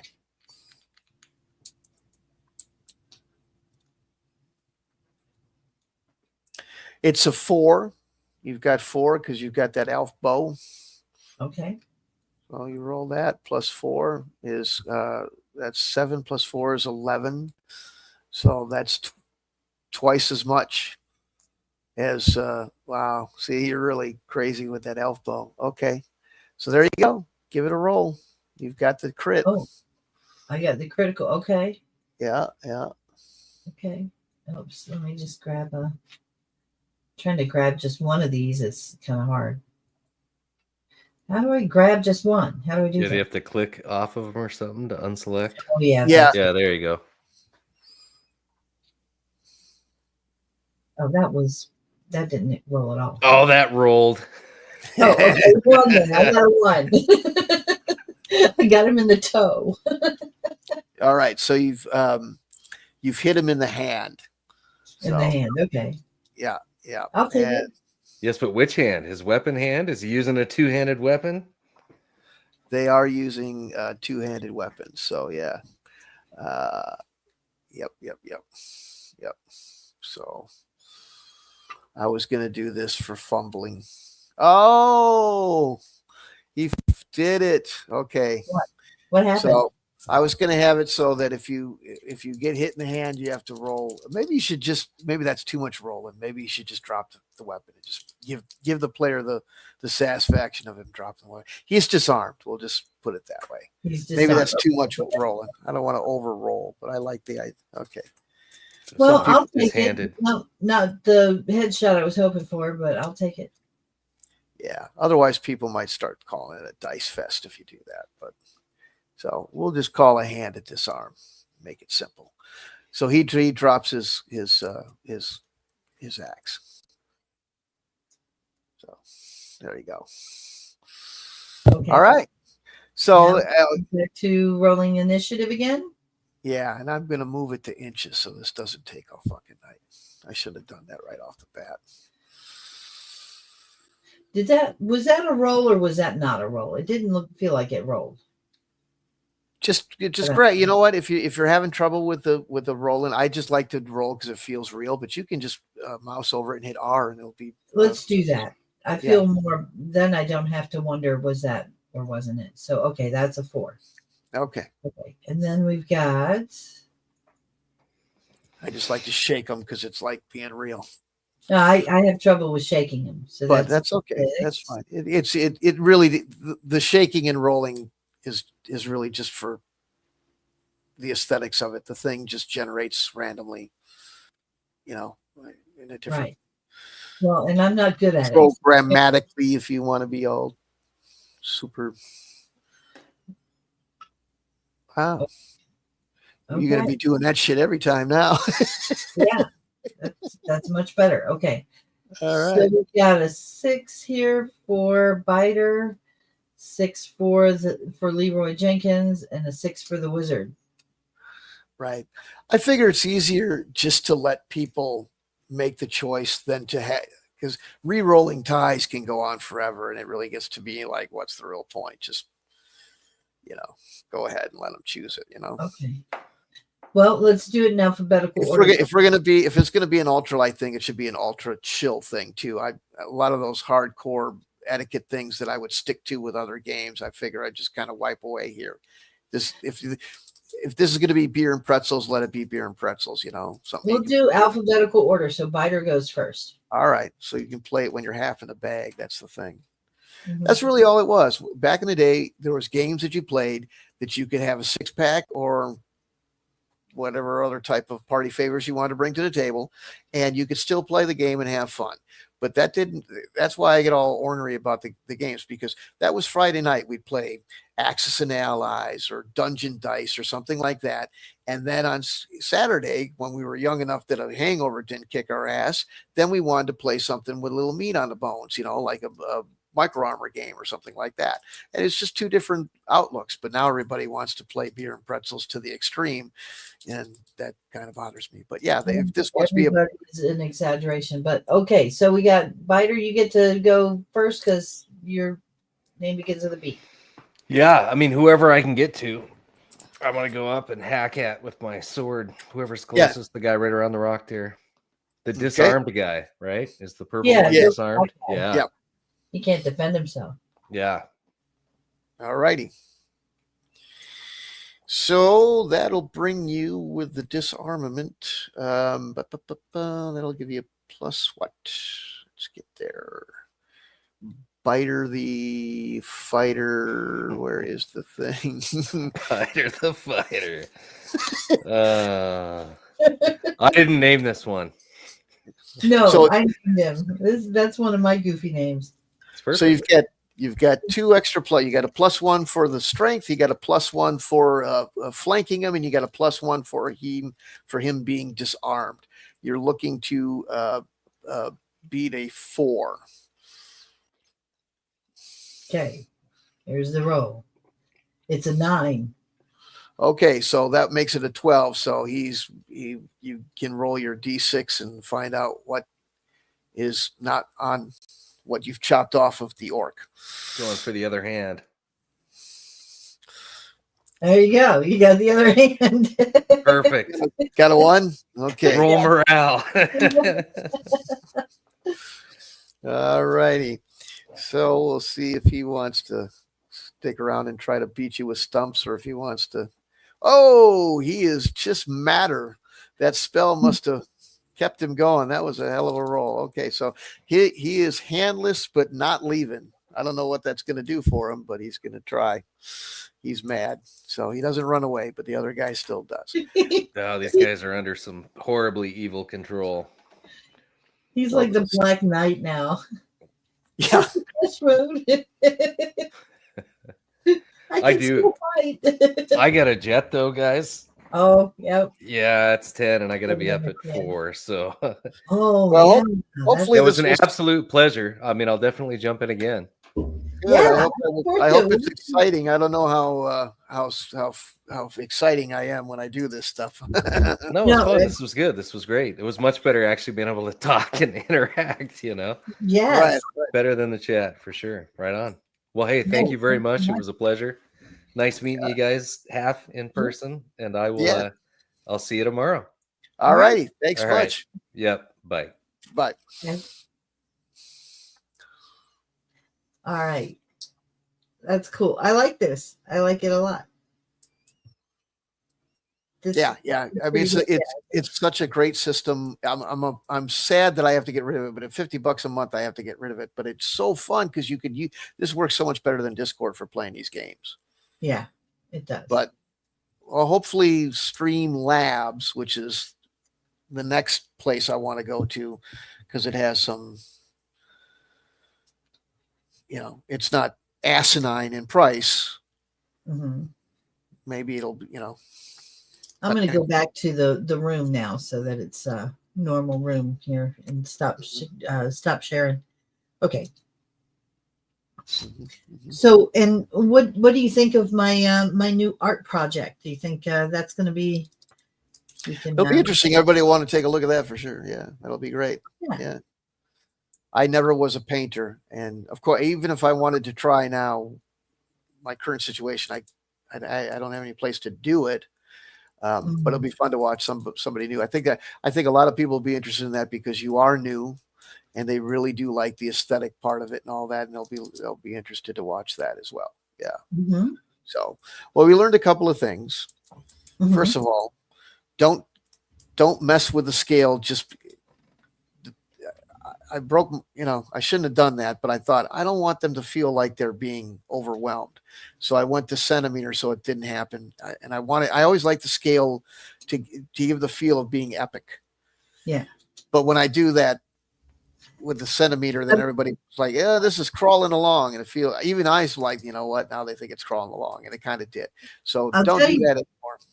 yeah, I will tell you every time you think you need to, that it's going to be too close quarters or that the fight's going to come too soon or that it's going to be you overcompensate for that a bit. I've noticed this is probably the second or third time I've seen you do that. So you may want to just kind of keep in mind that, So no more centimeters and always inches no matter what. And if it really is too small, then just make it less inches just to compensate instead of centimeters, because that's too far of a reach. So it would be fine if they were if you gave them a larger, if instead of being able to move 3 centimeters, it was 6, if you'd be able to, then it would be okay. I mean, I'm not one of those who's like, oh my gosh, we're Americans, it has to be in inches. But I think people, it runs better with them. But so we'll do that. So, but otherwise, there needs to be. We just tried a few things, made a few changes. Got to be a little bit more solid and confident about what the rules really are. But I did want to try a couple of new things. Psionics, I'll throw that in there. I wrote something for psionics and then I left it out because I was like, most people they hate that shit. Because the system that they're introduced to it with is often D&D, and D&D is great and all that, but most people go, yeah, they didn't really do it right on that system. Right. So, well, and the other thing too with like the D&D, what I've heard of it, because it kind of, when I played Baldur's Gate, I could see there's some of it in there, but it's kind of limited, and it doesn't really do most of it doesn't really do much good. With this, the way you have it so that you can create your own spell. I mean, I saw something where I thought I could take advantage of, him turning the one guy on the other because he's a coward. How dare he run away? It just seemed like that's something that's kind of in orc nature to do anyway. So it wouldn't take much but a little nudge to get him to go in that direction. But yeah. And this is dangerous, though. You've given me something that could be very, very deadly in my hands, or goofy too, because you know me. I'll come up with something that with the magic to craft your own spells. I'm gonna come up with stuff that you'll be like, I don't know, can you do that or not? I'll make you think. Yeah, that'll be good. I want to do that. That's the one I want to do. But yeah, it is meant. The thing that concerns me about it, as fun as it is that people will be like, it's too slow because you have this interaction thing where you have to go explain. So you have to encourage people to be fast and prepare what they want to say prior to the time. But and the other thing is, I think honestly, it doesn't matter what you do. Somebody's going to say that's slow. It's like one of those things that people say no matter what. Now, I'd love to. I will say, when we're playing like this in the show context, everything is a bit slower because of that. Because there is, especially when you're doing something like this, it's essentially a playtest where you're discussing maybe it would be better this way or that way, or what do you think about that, or rather than a straightforward just game that you would play where it's like, okay, here's. Like I would normally know all my stats, and you should send me the list of what all these people have, so I have my stats and stuff. But but normally you know all that. Sorry about that. I'm getting to be to the point where it's like midnight. I'm ready to turn into a what happened to that? How are we going to can we get back? Because that's a thing that's kind of is there a way to fix that? I kind of was afraid that was going to happen. 10, 11, 12, 3 hours. I mean, we used to play at night, and I kind of work during the late, I get it. I don't know. I need a little bit of a boost. I think maybe some coffee might get me going, but yeah. But after 3 hours, I do find myself needing a bit of a break to at least get up, stretch my legs, do some stuff. I mean, that's how long we've been on. It's about 3 hours. So Yeah, I gotta pee. But we can keep going if we do want to take a quick break, right? um, I would like to take a break. I'm also feeling like I need to snack. Okay. So I don't know if We don't have to do the rest of it on stream either, though. I mean, I think we can wrap up the show and just go. But I I'd like to, understand. like a Yeah. clean. I I'd do like to want to keep make going. sure, keep in mind when we're having these discussions that we have folks, potentially watching. So Oh yeah. anyone who's here, if you have anything to say before we go, or I do want to thank you all for watching with us. And we're going to be doing these shows more regularly, so you can count on us being here around 9 o'clock most nights. I think we're going to maybe try something a little experimental and switching up times one night a week just to see how that goes. Maybe, try something different. But for right now, you can count on 9 p.m., right? Is Right. that what we did? Yeah, 9 p.m. So I may or may not be present for every show. I'm going to try and be present for as many of them as I can. But I may need at least Wednesday nights, maybe time where I might have to join a bit later. Because that's when I have family dinner night with my daughter and kids, so grandkids. So you might see me at 10 on Wednesday instead of 9. But otherwise, we're going to stick to that 9 o'clock timeline so we can same bat station, same bat channel, as they say. Ma, you want to hear my favorite tweet of today? Sure, that sounds good. Favorite tweet? Okay. It's the only time I'll ever read tweets, but go ahead. Modern is not better in gaming. Is like today's refrigerator versus this one. And then I put a picture of an old refrigerator from the 60s or 70s maybe. And I said, my grandmother bought mine at Gimbel's during the Nixon administration, and it's still going on. Your fancy fridge will be in the scrapyard in 5 years. Yeah, planned obsolescence. Absolutely, that's probably going to be the case. But that's for gaming because I Yeah. like old games. All right, you want to keep going or do? Yeah, let's come back to it though. Okay. Well, I do need to take a bit of a break. I hope everyone was sticking there. If you want to keep everybody company for right now, I'm going to get some refreshment and be back very shortly. Okay.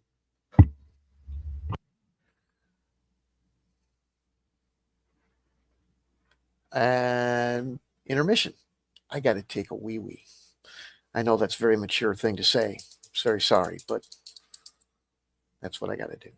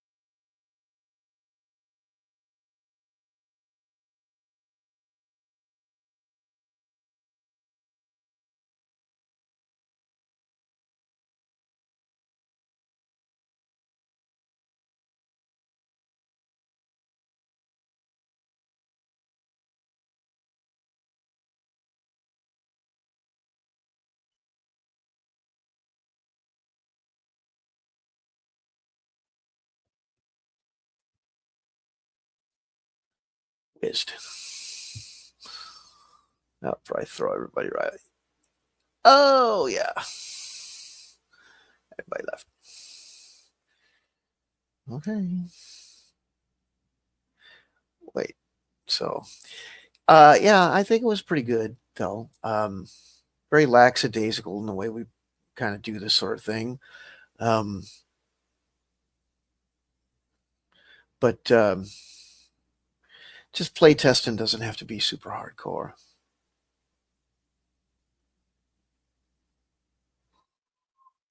Oh, Jesus.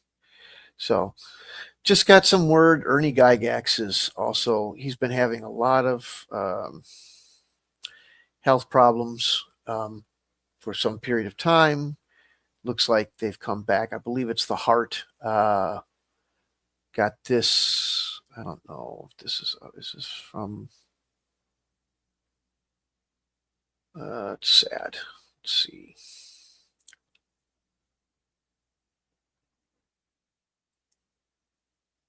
Oh my goodness. It is. Let's see. Just want to do this for a quick. Friends, please see a prayer for my brothers from Luke. I am heading to the airport now to get back to Wisconsin. I hope to make it back in time to say, oh, he's dying. Not much else to say at this time. Jesus. Well, that's sad. So there's that.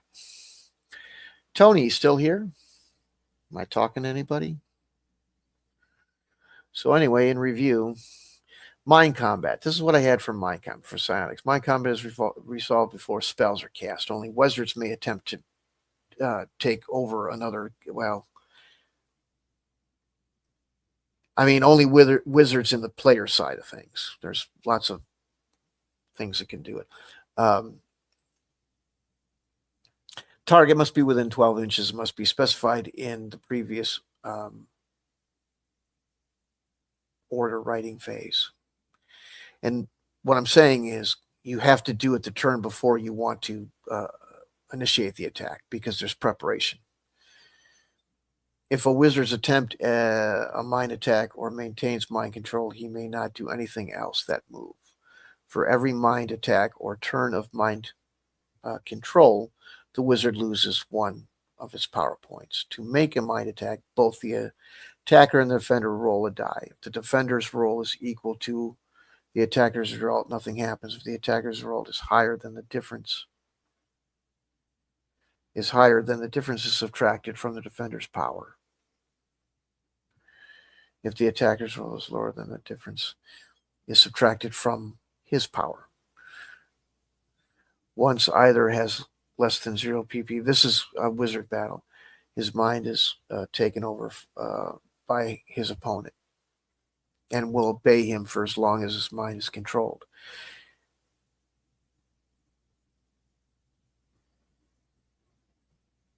If the defender has allocated points for mind defense, he may use as many of these as necessary to make up the difference so negate the attack.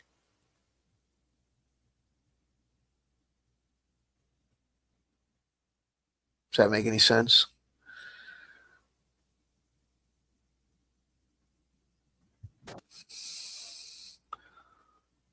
Anybody there? I don't think anybody's there. Okay. But yeah, that's basically how it works. Anyway, we'll go back to the game. See what he says. So,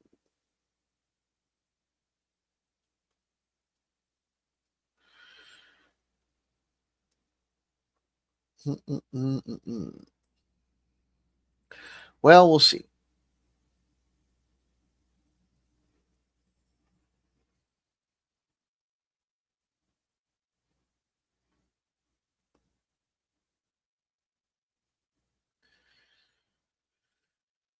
Is there anybody there? That's a long walk for a drink.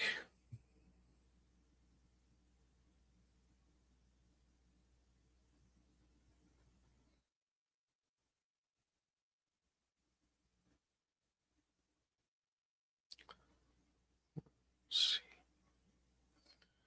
see if this thing will tell me if anybody's here. It usually doesn't.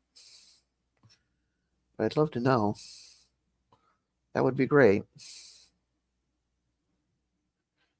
Says no. Mhm.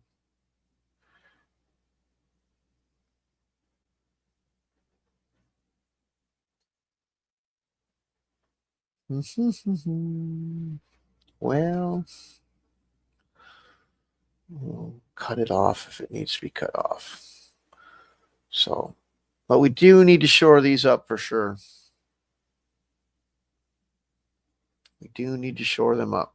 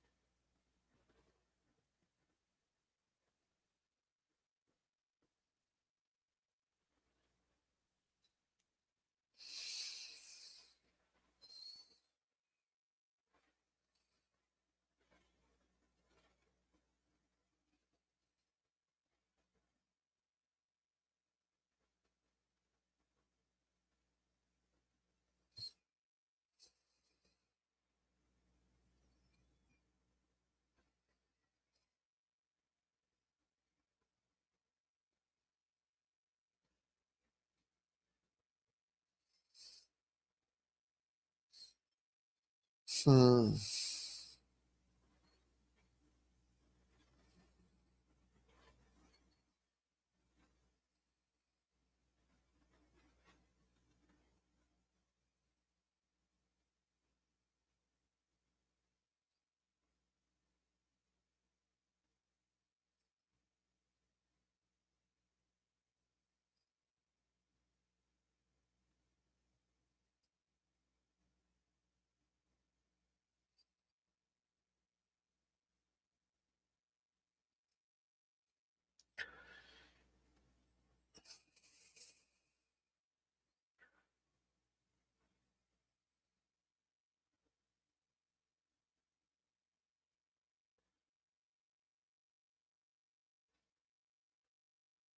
Oh.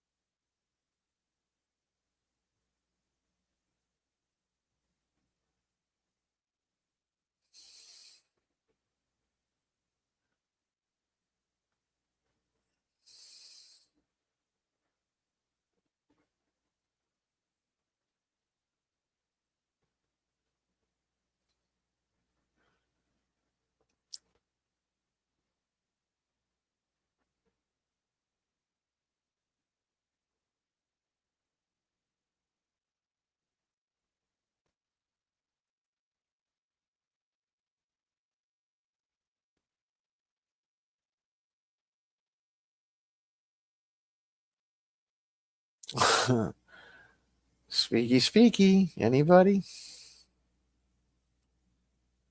I guess not. Wow. Okay, let's do something about this.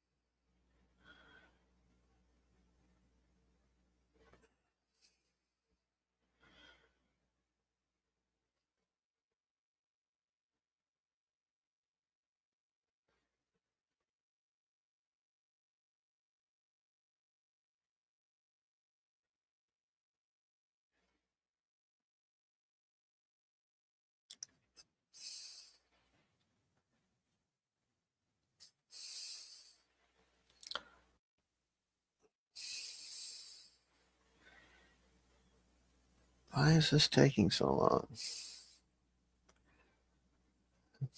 Anyway.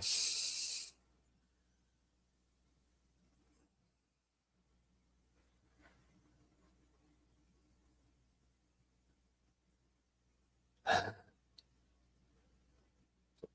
this thing going here. Hi. What do you think?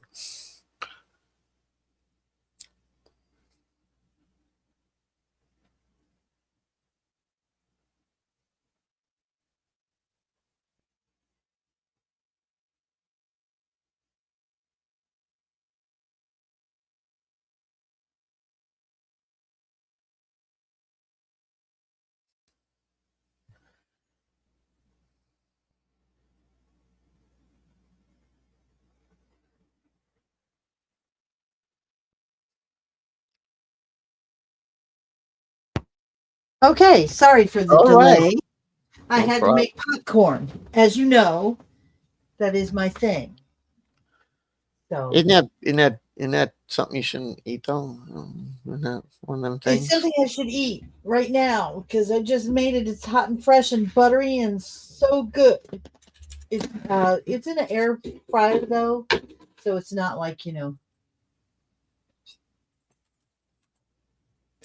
Popcorn can be a suitable snack for individuals with type 2 when consumed in moderation and prepared healthily. yeah, like I said, Which air popped. you got that shit buried in some salt and butter. Yeah, not That's the very. bro. All right, well, It's a good source of fiber. when prepared without added butter or oil, popcorn is low in fat, which is important for individuals with diabetes. Limit your intake to moderate portions, as excessive consumption of carbohydrates can raise blood sugar levels. Uh huh. Avoid unhealthy toppings, adding butter, cheese, which I know you totally do, or other high fat or high sugar toppings, as these can negate the health benefits of the popcorn. Mm-hmm. Well, I'm not putting any sugar on it. Uh-huh. Okay, well, hopefully that will be. Now, what would you like? Should we continue or should we just review? What are we going to do here? We don't even have to. Well, I don't think we should continue the game from here. I Okay. think we should, stop the game at where it is, and then if anyone viewing right now has any questions or wants to discuss any aspect of it or make suggestions, anything like that, then please do speak up.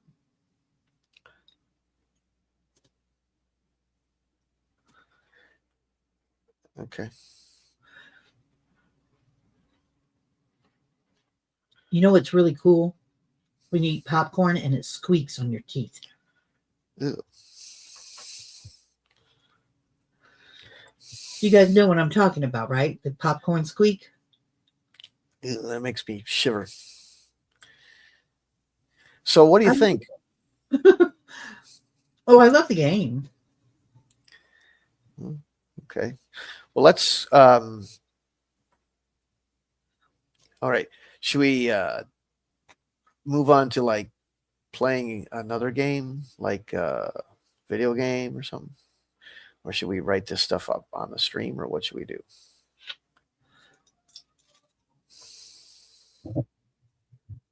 I assume. I mean, I'm assuming we would need to write it up. Yeah. At some point, but I don't know if that's something that's that would be kind of boring to watch, I think, right? Yeah, we can kill the stream and do it. We don't want to do it on stream. Do we have folks watching right now? Anyone out there? I don't think so. The thing says 2, but I don't believe it is. I think it's one of those, it's never very accurate, and I don't think there's anybody watching at all. I think they all left when the game ended and stuff like that. So Well, and that makes sense. So yeah, I think that's probably a good idea to kind of end it now and then go from there. So yeah, I'll call you on my phone then. We'll hang up on this and I'll call you on my phone. oh, I could just hit the end button and use it for communication. Oh, okay. Yeah. Okay. Yeah. Just hit the All end right. screen. Here we go. Well, and thanks everyone for joining us tonight. And please don't forget to like, share, and subscribe. And until then, happy gaming.